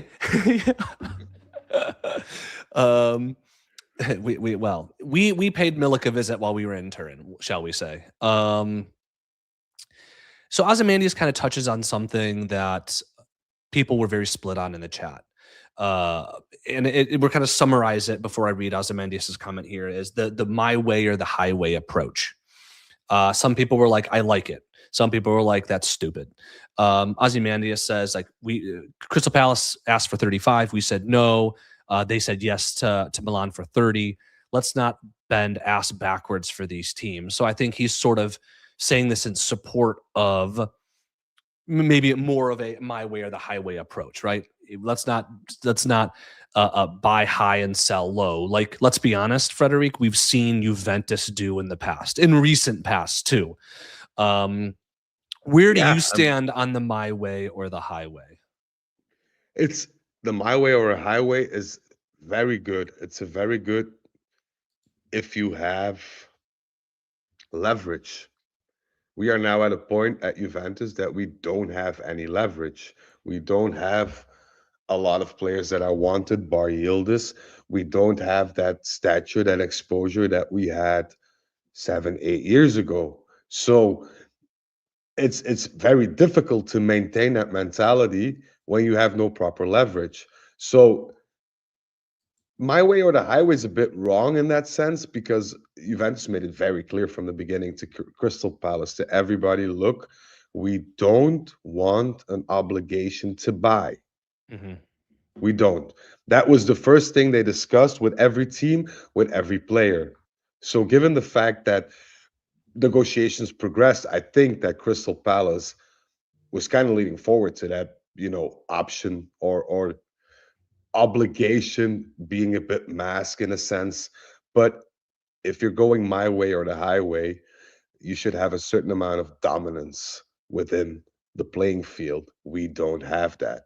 So either you prepare well and you strike when you need to strike, like Marotta did back in the day when we were just starting out again, or you say to your coach, hey, what do you want? And bite the bullet. We did it for Tudor. We bought Koopmeiners, we bought, whoever came in, and that failed. But that doesn't mean that it fails every time. And given the fact that Spalletti has already proven himself, speaks volumes. And it's not like Spalletti wants a new team. Spalletti just wanted that number 9. So, with a bit of preparation, with a bit of communication, with a bit of planning, something could have been done. And I'm not talking about names or costs or whatever, because let's be honest, we're not the ones paying the bills at Continassa. But something needed to be done. Something clearly wasn't done. So I blame the CEO, especially when the CEO is micromanaging and even, calling everybody in the sense of negotiations, while you have a sporting director who doesn't get the chance to jet back to Turkey because he wants to make amends. So, you know, we can defend everybody all we want, and I'm all for second and third chances. But at some point, you just got to look things straight in the eye and say, okay, this was wrong. And it could have been even more wrong if we spent a lot of money on certain players. But that's something you never know. And the transfer market nowadays is just very expensive if you want quality players in. And Comolli is not going to change that. So you either pay the price that is asked, or you look for a valid alternative like we did with Boga, which I think will work out well. But if you promise your coach a striker, you need, or number 9 or whatever, you need to get him a number 9. And I don't care about the cost or whatever. I actually, I mean, look, you always need flexibility. You can't be 100% my way or the highway, but I prefer a system more like that. I've been very critical in years past of how Juventus has bought high and sold low. I've noted, I think it was last offseason or offseason before, just tracking the last 20 years of Juventus's net transfer spends and just how negative they are. I think they were negative 200 million net transfer spend. I think 5 to 10 times over the last 20 years, negative, over negative 100 million net transfer for the rest of those years. I mean, it's just egregious. So when you look at Comolli sticking firm with Timmy Weah's departure for the 20 million or whatever it was, with him kind of getting a decent price out of Nico, I think the Douglas Luiz one was a little weak in terms of its buy him out. Getting Jonathan David in on a free, the how low the transfer fees were for Jagrova and Jean Mario, both kind of risks that obviously haven't panned out, but at the time didn't seem good. I appreciated the position to make sure that we're not overspending and that we're bringing in intelligent pieces. Now all that kind of gets blown up when you say, well, what about Openda? Because of the Openda deal is so confusing to me as like a panic buy. Yeah. Yeah.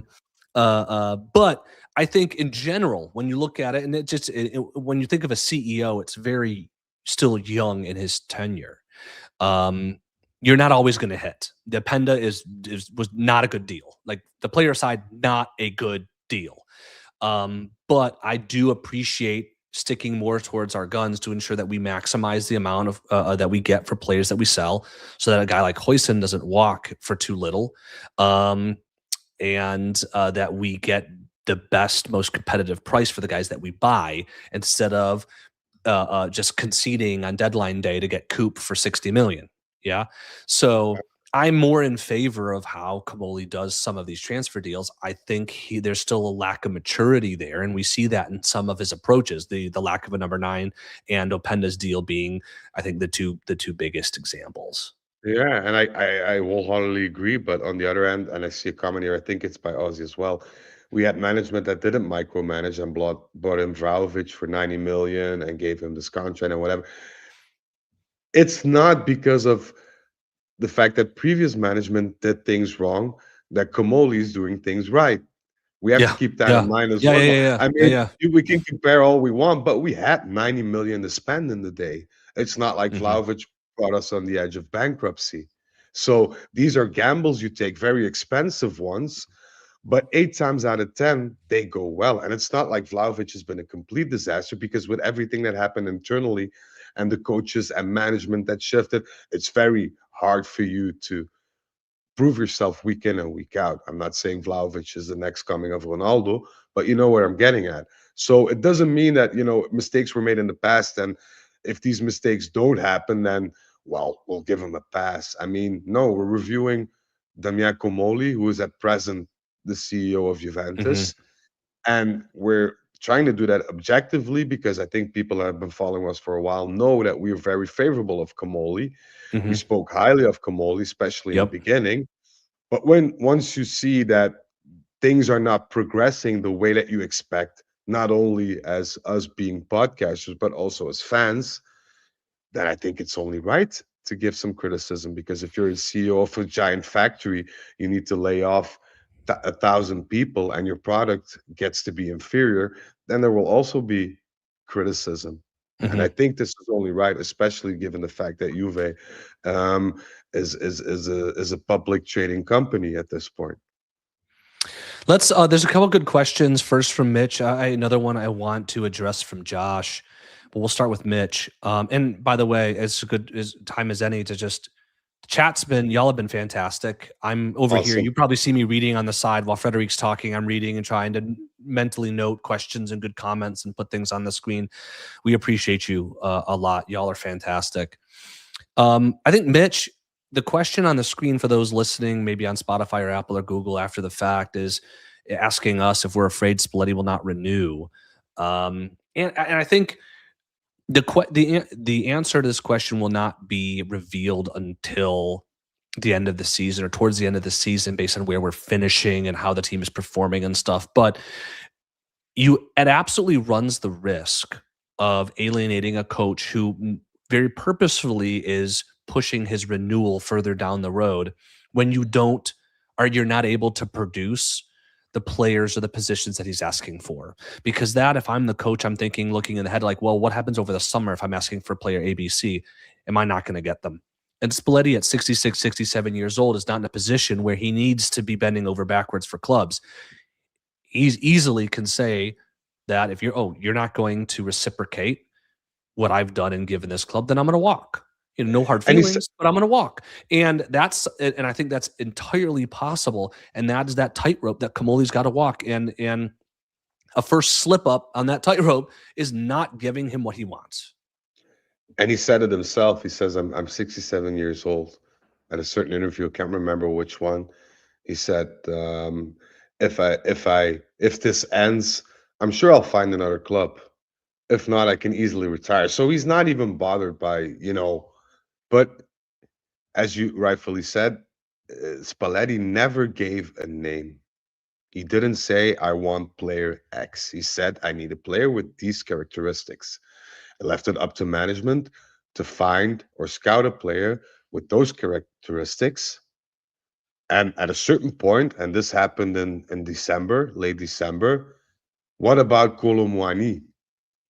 They asked Spalletti. And he said, yeah, Colomwani is one of the players that, fits the bill, ticks the boxes. Mhm.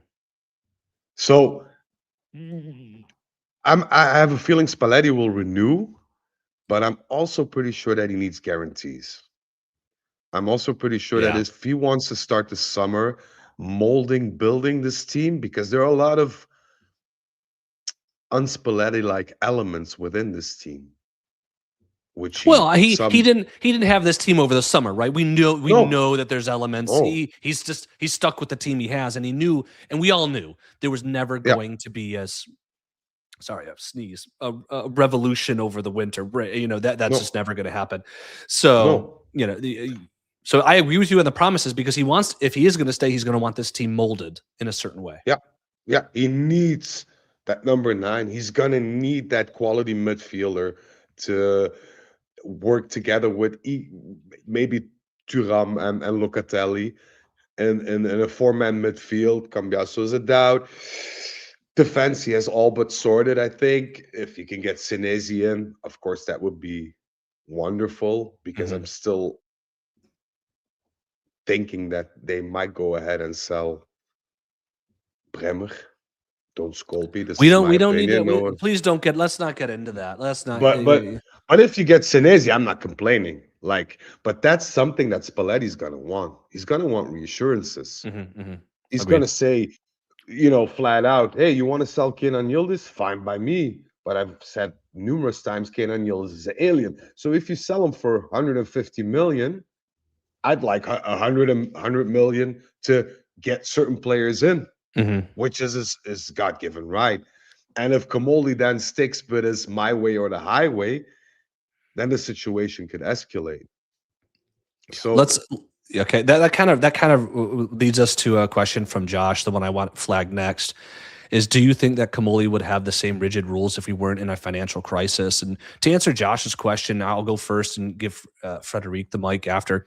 The answer is absolutely yes, in my opinion. Comolli is a guy who has this sort of his own super scientific algorithmic ice cream, not as good as ours, but he has his own, and where he evaluates players. If we had more money, guaranteed a striker would have been brought in because somebody would have been able to on his list would have been able we would have been able to make it work with money, maybe an upfront loan fee on somebody with an obligation, or something like that. So I think we would have definitely gotten a striker, but it would have been a striker that also falls within the rigid methodology that Comolli applies to his transfers. Frederic. yeah, I feel that he was put there by Alcon with a task at hand. Please make sure I don't have to spend any of my money anymore to save this team. Because I heard from a lot of people that you do things Moneyball-esque and it doesn't require great investments. I'm done with pouring money down the drain. So get this sorted. However, there are two sides on that table because if you do things the way you're accustomed to do in a new league with new players, new mentality, and you don't bring forward those results, eventually the team's going to suffer, and not just in terms of sporting results, but also financially.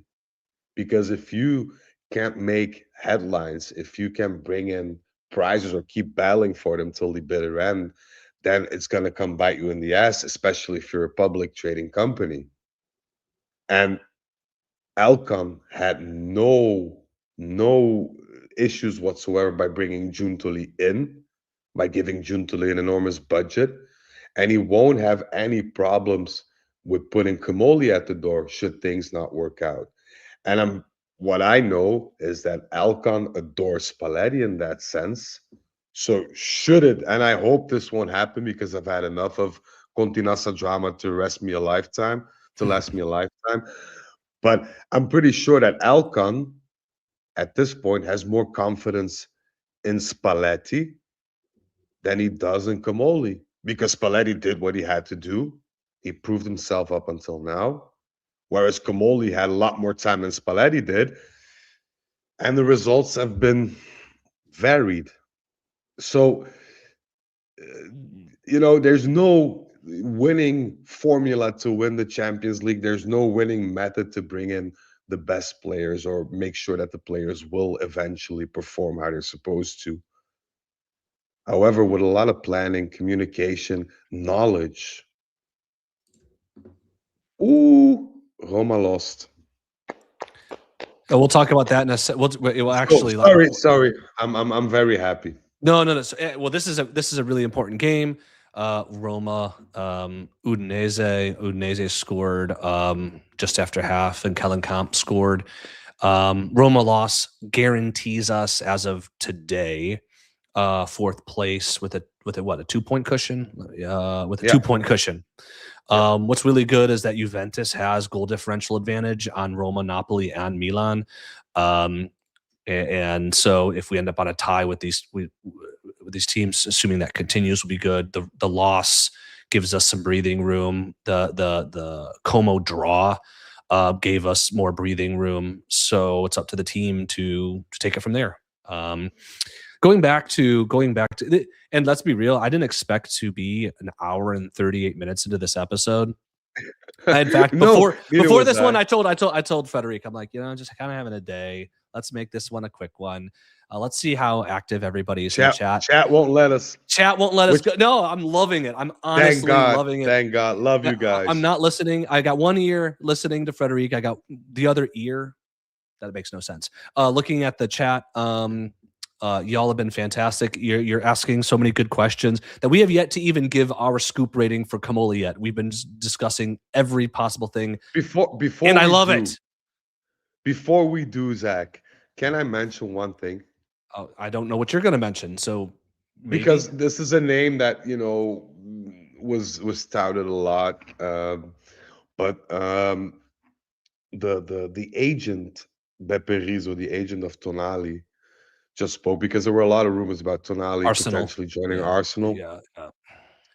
and so they asked him, and he said, "Well, Newcastle is not going to let Sandro go in January. We haven't talked about Arsenal yet."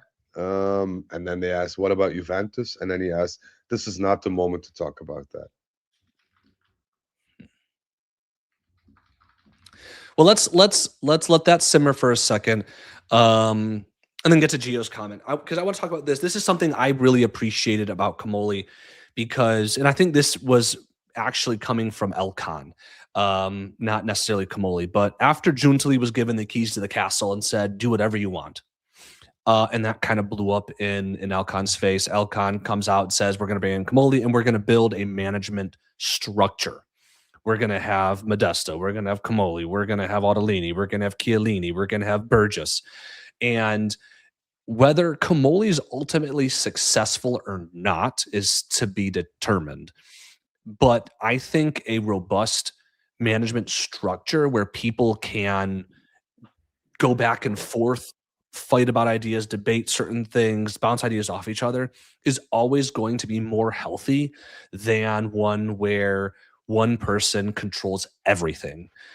Because when they hit, it's great. When they miss, there's no accountability or any checks or balances on them. So I think Gio, at least on the point with regards to building a management structure, I agree 1000%.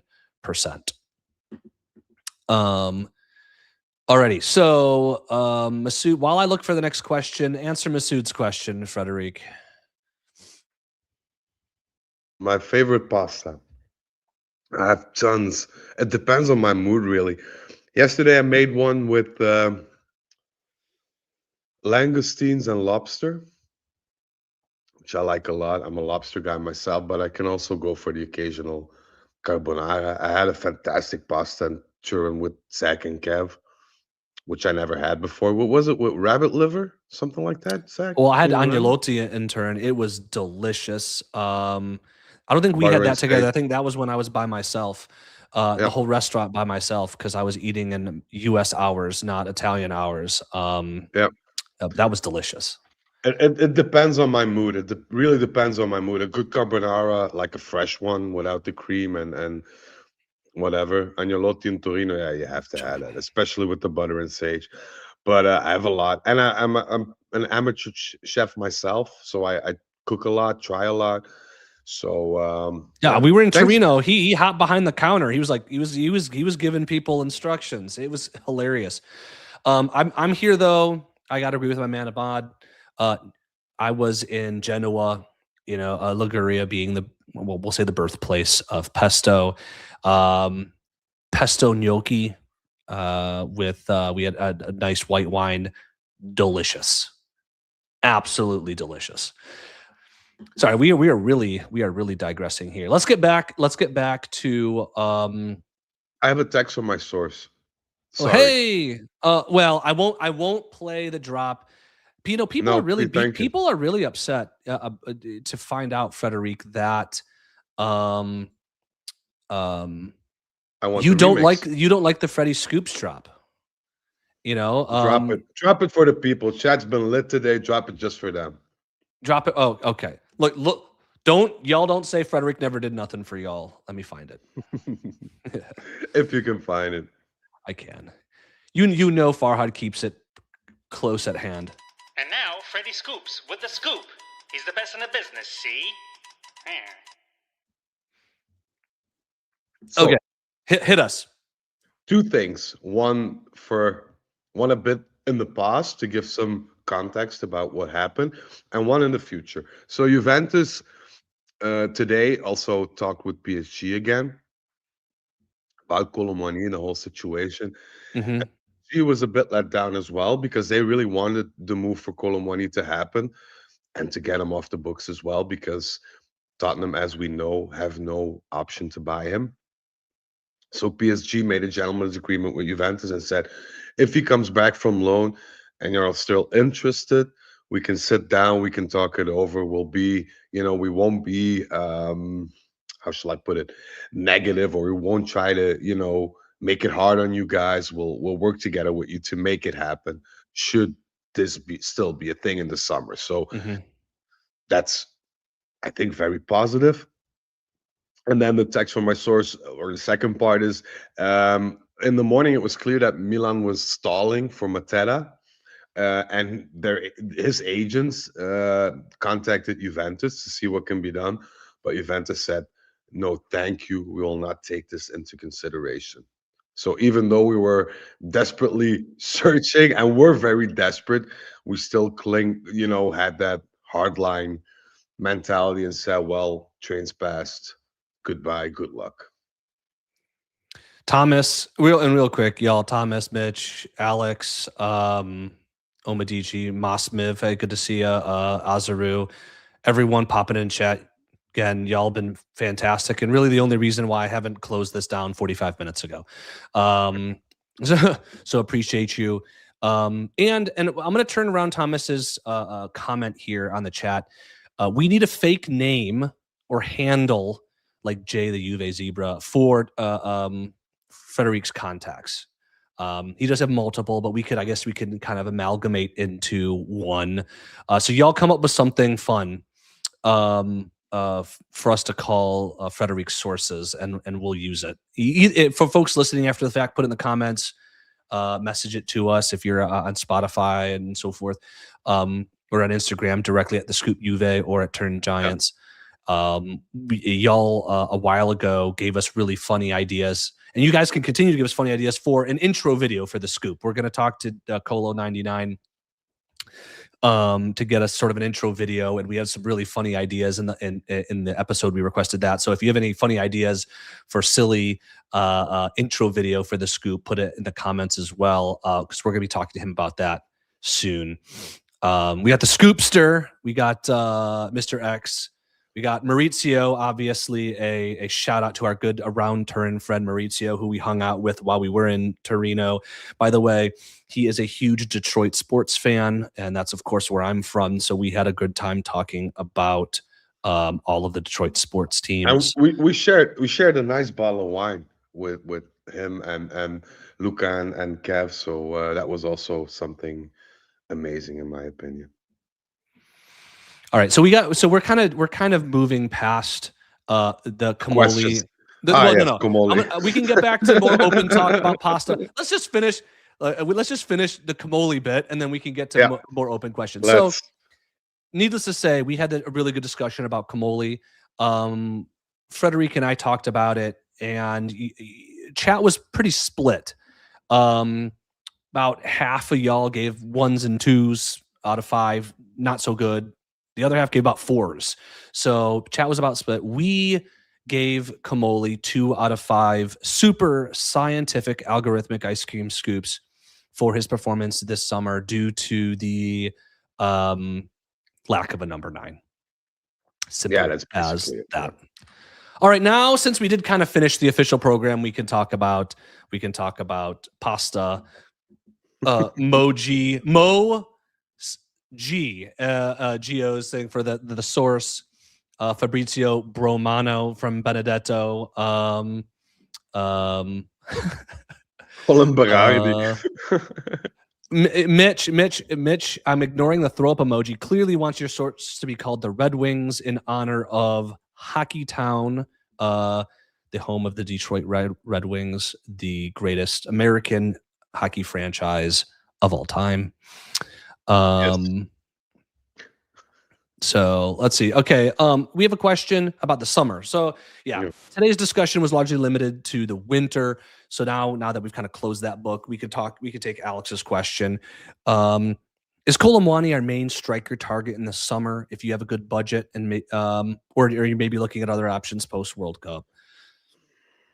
it depends where you want to fortify yourself. If you spend a lot of money in terms of paying players hefty wages, but not spend a lot on transfer fees, then I could see Colomani being very fitting in terms that PSG are willing to let him go, especially to Juventus. He wants to join Juventus. His value has, unequivocally decreased. So if you can work out something there, say a 40 million deal, 40 million euro deal, 50 maybe there's room, Uh, from my personal opinion, I think it's better to fill in the spots that Spalletti requires Mm-hmm. and not just be blindsided by names or whatever. If Spalletti says, I want somebody like Ruben Neves, and you can get Ruben Neves, then you must go for Ruben Neves. Mm-hmm. If you can't get him, but you can get somebody with the same playing style, quality, substance, and whatever, you go for that. So my advice for the summer to the management is follow Spalletti if he stays and see what he needs in order to make this team even better than it is now, because we're not a bad team. We just have these certain blind spots that seem to hamper us. So Colomwani, I really don't care. I don't like Colomwani, but if Spalletti can make Colomwani a goal machine that scores 20, 30 goals a season, I'm all for it. If you want somebody else, get him. But make sure that you follow Spalletti, because you did so with Mota, even though he hasn't proven anything. I think management is obliged to do the same with Spalletti, in my opinion. Sky's continuing her fervent support of Comolli. But I think I like Colomwani. He obviously likes Juventus, and he obviously has no future at PSG. But we know how players and situations change in football. We're having the World Cup, where there are going to be revelations and there are going to be duds revealed in this tournament. There are players every year who are falling out with their teams, or with a new coach that has come in, or because a coach left.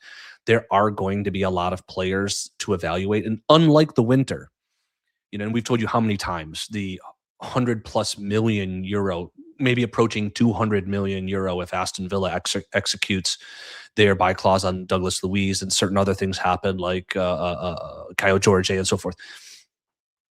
Upwards of 200 million euro to play with. We'll have the money to make meaningful change. We don't need to be making snap decisions now on a guy like Colomwani when we're not sure the future of our coach. And he hasn't been very good for Tottenham. So I think that decision would be a little bit more reactive and unnecessary, as opposed to maybe agreeing to pre-contracts or early contract for the summer for guys like Senesi and Bernardo Silva, more veteran players, been there, done that, established consistently, that I would applaud. So I like the player, but for that position, considering the coaching circumstances and his current form and so on and so forth, I would wait on Colomwani. It's like a toxic relationship, the Colomani Juventus thing. Like, we had him for a bit. He was gonna come, but nah, it was too much. He went to Tottenham. Now we try to get him back from Tottenham. Didn't work out either. At a certain point, you must be like, well, it isn't meant to happen. The stars don't align on this transfer. Let's leave it be. And to answer Benedetto's question in chat, what don't you like? He scored 10 goals in 22 games. Yes, granted, he did, in a very mediocre team coached by a nobody.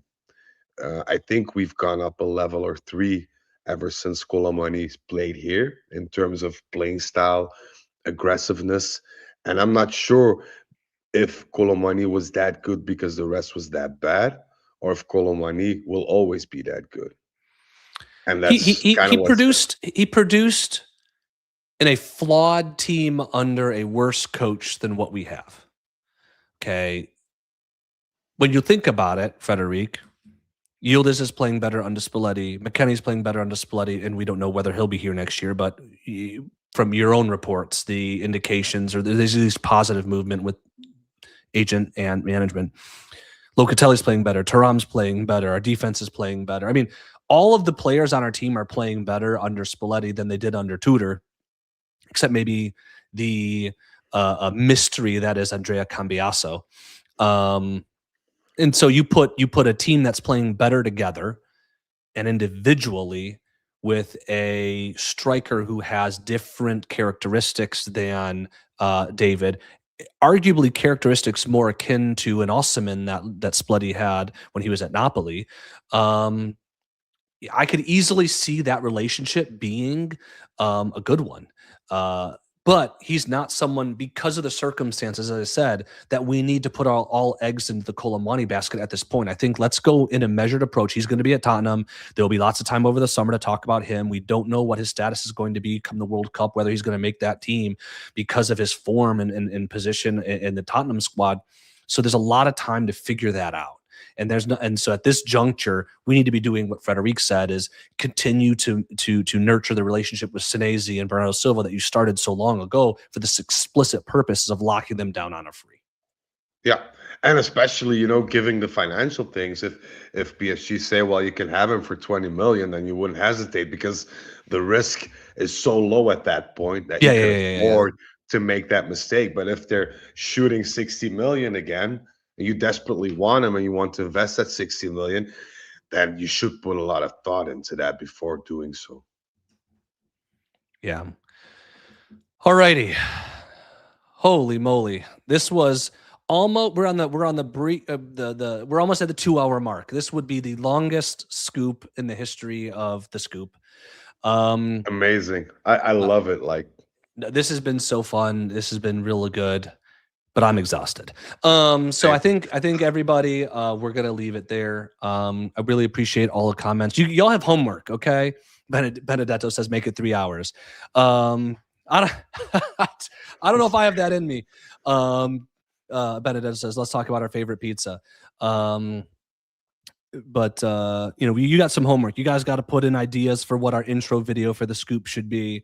Y'all got to give us ideas for what the code name of Frederic's sources are.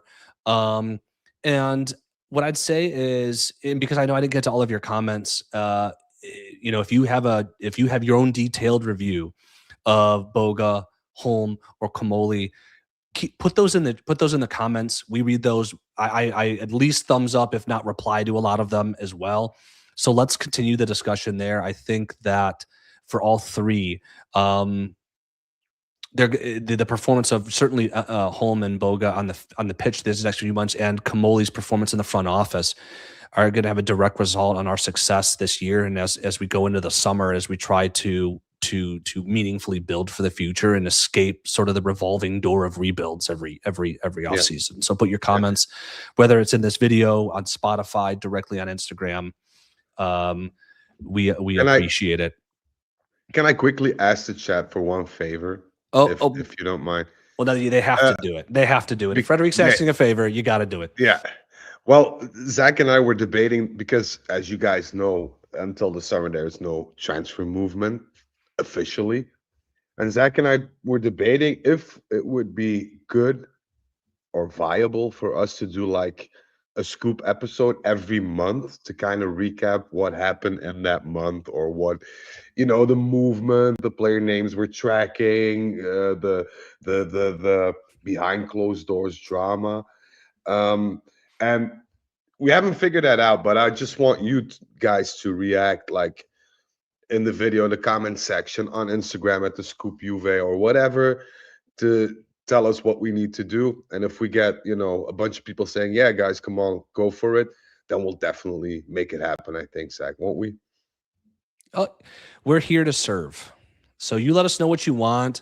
And that goes to certain things, like the Scoop Review, for instance, is sort of a segment we came up with because we thought it might be fun for y'all to sort of get our deep dive analysis or medium dive analysis on players and so forth. So anything that makes the Scoop better.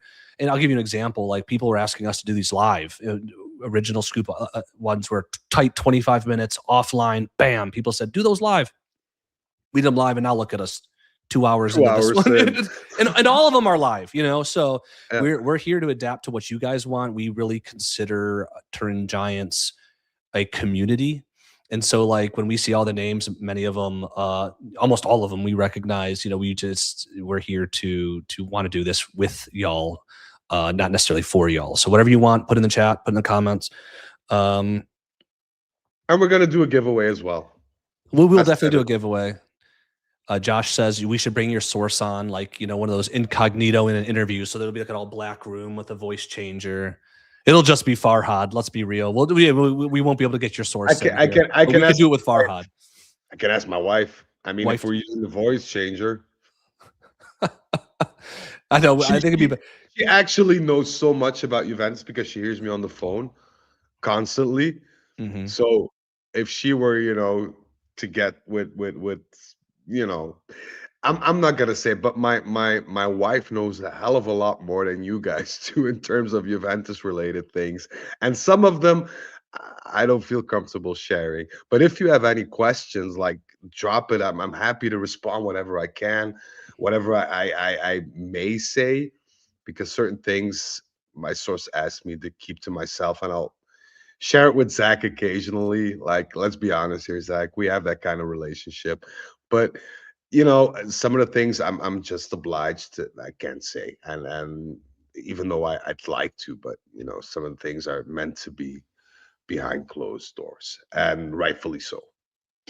I think people agree that monthly check-ins over between now and the next market. Good. Any chance we get a 9 from the next gen? Unlikely, Alex. That team is sort of self-contained as of right now. People wanting Destiny to come up. I mean, there's a chance he's called up to a game, but the next gen players are not going to have a meaningful contribution to this team. I think that when you look at some of the additions that we saw in this market, I think the name, the Aiden Lachina, if that is how it's pronounced, my Turkish is not very good. He might have the possibility to get opportunities because he's more of a finished product, I think, or at least further along in that journey than other players.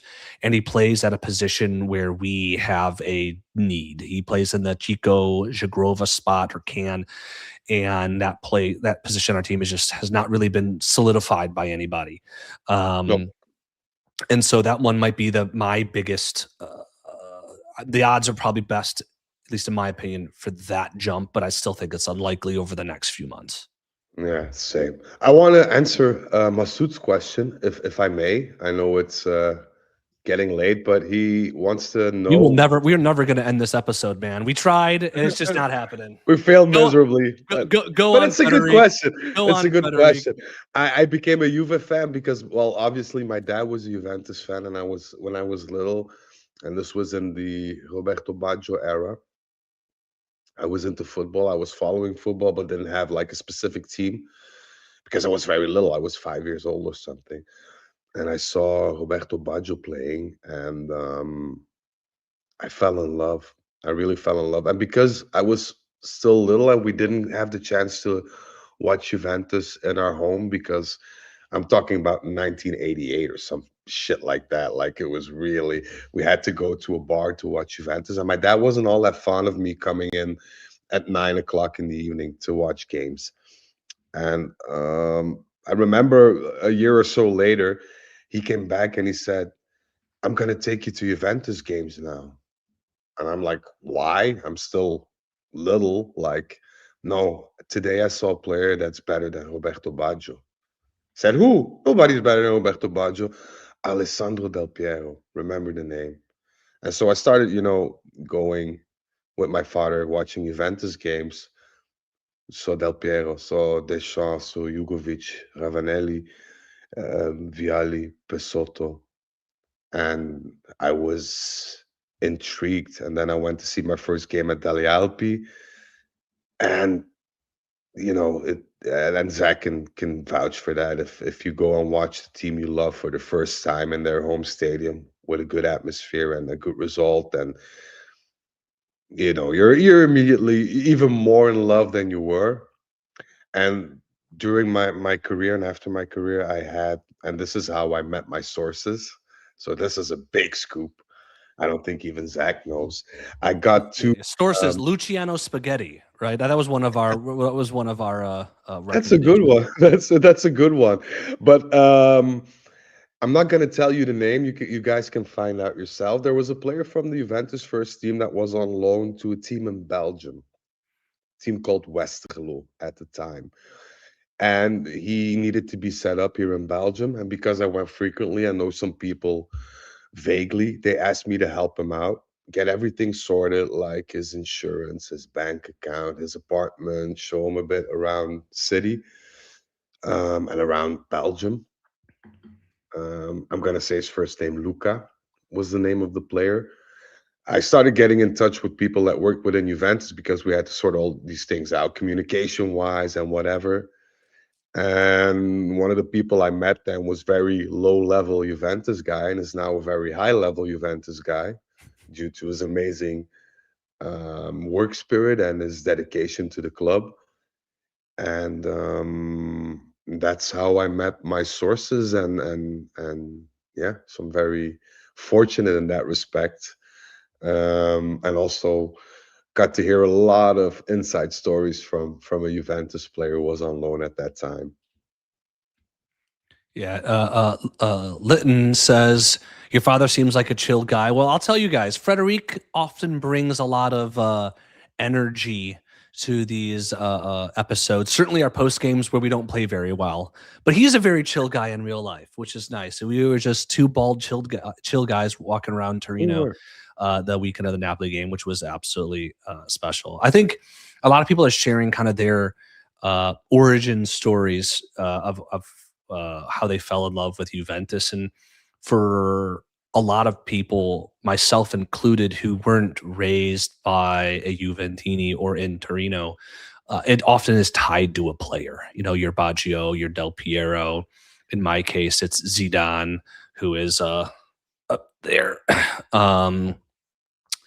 And I think that those are the sort of the special moments. And I think to some extent, that's why at times we're a little bit critical, right, Frederic, of our current team, because when I see it, now I've got a young son who watches the games with me, and I think about is what player on our team is he going to fall in love with? And like before Yildiz, it was hard to say, like in that in between period, who is the player that a young kid is going to fall in love with and to cement their Juve fandom. And that's why, like, when we talk about an extension for Yildiz, it's a no brainer to me, because that he's one that garners the passion and the interest of a fan base to cement fandom and bring that same sort of a family that we saw, like when I was at the stadium and when I was meeting people and people came up to me, "You're the Turin Giants guys." Yeah. Great to meet you, you know, and that kind of thing. It's slim picking for us because I had the discussion earlier this week. Don't get me wrong, I love Kenan with all my heart. But if you see what Del Piero did, and mind you, back in the day when Del Piero came up, he was playing against the world's... Nah. You took it too far, Dan. You took it... Like, the limit was here, and Dan just went above and beyond. Like, this is something that hurts. No, but it's a good... Let's go. We'll forgive Dan, though. He's a handsome bastard, and he does great work. So, guys, if you don't follow 99 Colo on YouTube, follow him. He makes amazing videos. Everything he does is amazing, and he's one of the nicest and most chill guys in the community. So, big up to Colo. Well, I was saying Del Piero had to face the best defenders in the world. Back then, Serie A was top class. And yeah, end it, Alex. You're right. We're not going to get into that debate. I think, Zach, I think it's time not only to close, but maybe to do things like this on the last question. Actually, last question. Last question for the chat, not for you. I've had enough of you. Okay. Chat, for what, over an hour of this 2 hour and 8 minute episode, we've just kind of been answering questions and chilling.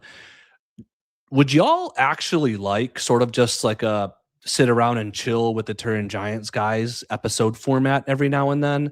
Would that be something you'd like? Part of me, we've thought about this and we've talked about it internally, but like part of us are unsure whether y'all would like that, or whether you prefer it be surrounding specific content like the black and white debate, the scoop, transfers, post games, the game. So let us know in the chat real quick. Don't do my boy like that, Masood. Don't do my boy like that. But yeah,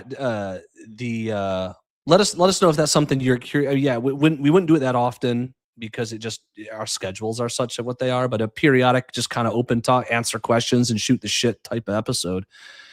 If y'all like that, put it in the chat, put it in the comments if you're listening after the fact. We're sort of always looking for new ideas and thoughts, and ultimately what we want to do is do what you want us to do. So we can't do that without hearing from you itself. See, Azuru is right. We don't get enough Farhad. The man is busy, and his work schedule is hellacious. So getting him, if just his, we miss him too. We miss him too. Yeah, we missed him in Torino as well. Yeah. Alex says a drinking episode. We Turn Giants of old would do drinking episodes. I think we did one last year. Sort of but those are really tough because when it's drinking hour for Frederic, it's middle of the day for me. So that's a poor excuse if ever there was one, but okay. I mean, it is 10 o'clock somewhere. It is 10 o'clock. It's even 10 past 11 now in Belgium. So I mean, I can't be drinking my rum at 2 o'clock in the afternoon on a Monday. Okay, I'm supposed to be working, Frederic. I know. Don't say it too loud. You never know who's gonna snitch on you. But I have to say, this is I've passed the 100+ mark episodes, which you thanked me for last time, which I was very grateful for. Thank you so much. But I wanted to say that this is one of the most memorable episodes I've worked on because of you guys in chat keeping it lit, keeping up with these nice questions, these humoristic sparks and everything. And once again, I'd like to thank you all because I started in November and it's grown so much. And I think me and Zach really hit it off. We became very good friends right now, but also you guys making this possible, following us, commenting, liking, giving us some feedback. Like, this is so awesome for me, and I think for Zach as well. So I wanted to give a quick shout out to the whole chat, to everybody following us, supporting us. You guys are the reason that we're doing what we do, and I love you guys. So much love for you guys. Well, I was going to do other comments, but after that sweet note, now I think it's best to leave it there. Real quick, Joshua says, hot wings, like hot ones. I'll tell you right now, this is just me being open. I don't do spice very well, folks. Don't do spice very well.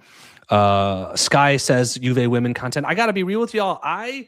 Every episode last year, I gave a women's team update. And oftentimes a next gen, I have dropped the ball completely this year. The women's team, if I'm not mistaken, are, I think, tied for third. They've struggled a little bit this year relative to last, but still doing really well. Next gen team, as I said, are tied for sixth, I believe, in their table, doing much better than normal at this stage of their season, and have acquired the aforementioned young players. But I think, Sky, that's a good point. Let's try to be better about that. I really have dropped the ball. Also, Masood's comment: add some of your fans to your podcast every once in a while. We were thinking about that, and I think we're going to do that. We've talked about that a lot. Oops. Wait, where I'm trying there. That was the comment I'm trying to. The comments are coming in too quick. I missed the rhyme. We've been talking about that. The only question, folks, is the best way to do it. Decide who's on, because a lot of people have said they want to be on. Who's on? How do we manage that? And how do we facilitate it? Y'all don't know. It is hard as hell to schedule because all of us are working dads with obligations to family and work and other things. And so we're just trying to figure out the best way to do it. But it's something that we plan to do. It's not something we intend to do. We plan to do it. And unlike the Comolli striker saga, we will make it happen. It's just a question of when, not if. Omedici's joking with me that I don't like spice. I live in Texas. There's a lot of wonderful flavors here. I am not from here. I've spent most of my life in Michigan, where a strong pepper or salt is considered spice. So forgive me, but that's in the world in which I was raised. Let's see. Is that it? Is that it? We should probably draw a line in the sand right now, because even though it's hard, like it feels hard saying goodbye now. I know. But we'll be back. Ahmad's in Michigan. So he said a fellow Michigan. This is a little thing for everybody. Frederic, put you on the spot. We'll end with this because why not? What do you call somebody from the state of Michigan? And if you know it in chat, put it in chat, because we're very international. I don't know if anyone is going to know this. What do you call someone who's from my home state of Michigan? The state of Visit Detroit. All right, at least that's some connection to you. But how do you, like, in the sense that, does it look or sound like the name itself of the state? Or is it completely different? Because I'm gonna have to guess. Guess. It sounds like, because it has some bonds to France. Am I right? Does it have some bonds to France? Absolutely. Michigan has a lot of French road names and county names. Detroit is French. Is it? I heard it somewhere, and I think it made me think about a Pokemon for some reason. Is it something with on the end? Yeah. All right, give it to us. Come on, Frederic, you're stalling. It's not that important of a question. I don't know. It's something with a on the end. It's a Michiganer, Michigander, I don't know. Oh, you got it. What? Michigander. Michigander. That sounds like a fucking Pokemon, man. Come on. That sounds like a Pokemon. Hello, my name is Michigander. It's a Michigander. Yeah. But I didn't know. Missionary. Missionary is something else, man. But that's strange, Michigander, in terms of but Michigan. All right. This really is confirmation that this episode went off the rails, but it was a lot of fun nonetheless. Y'all have been fantastic. We are actually going to leave now. We have to. Thank you, everybody. We appreciate you. The chat's fantastic. If you haven't already, love you so much. Like, subscribe, do all the stuff that y'all know we want you to do. You can visit. Dan Colosimo is in the chat. Go to turngiants.com. Check out the cool designs that he's helped contribute. He's helped with the Scoop shirts there, the Deli Alpi shirts there, and so on. So go check it out. Especially if you're in North America, I know international shipping is at times prohibitive. Let us know your ideas about intro videos for the Scoop in the comments. Let us know if you want to continue discussion, your opinion on Boga, Holm, and Comolli in the comments, and we will take your word, and about once a month we'll do one of these up until the next market. Everybody in chat. We're in fourth place, guys. Was a win this evening. Thank you so much. But you guys are first place in our hearts. Frederic, Thank you. Everyone in chat, thank you. And until next time, as always, Forza Juve. Forza Juve.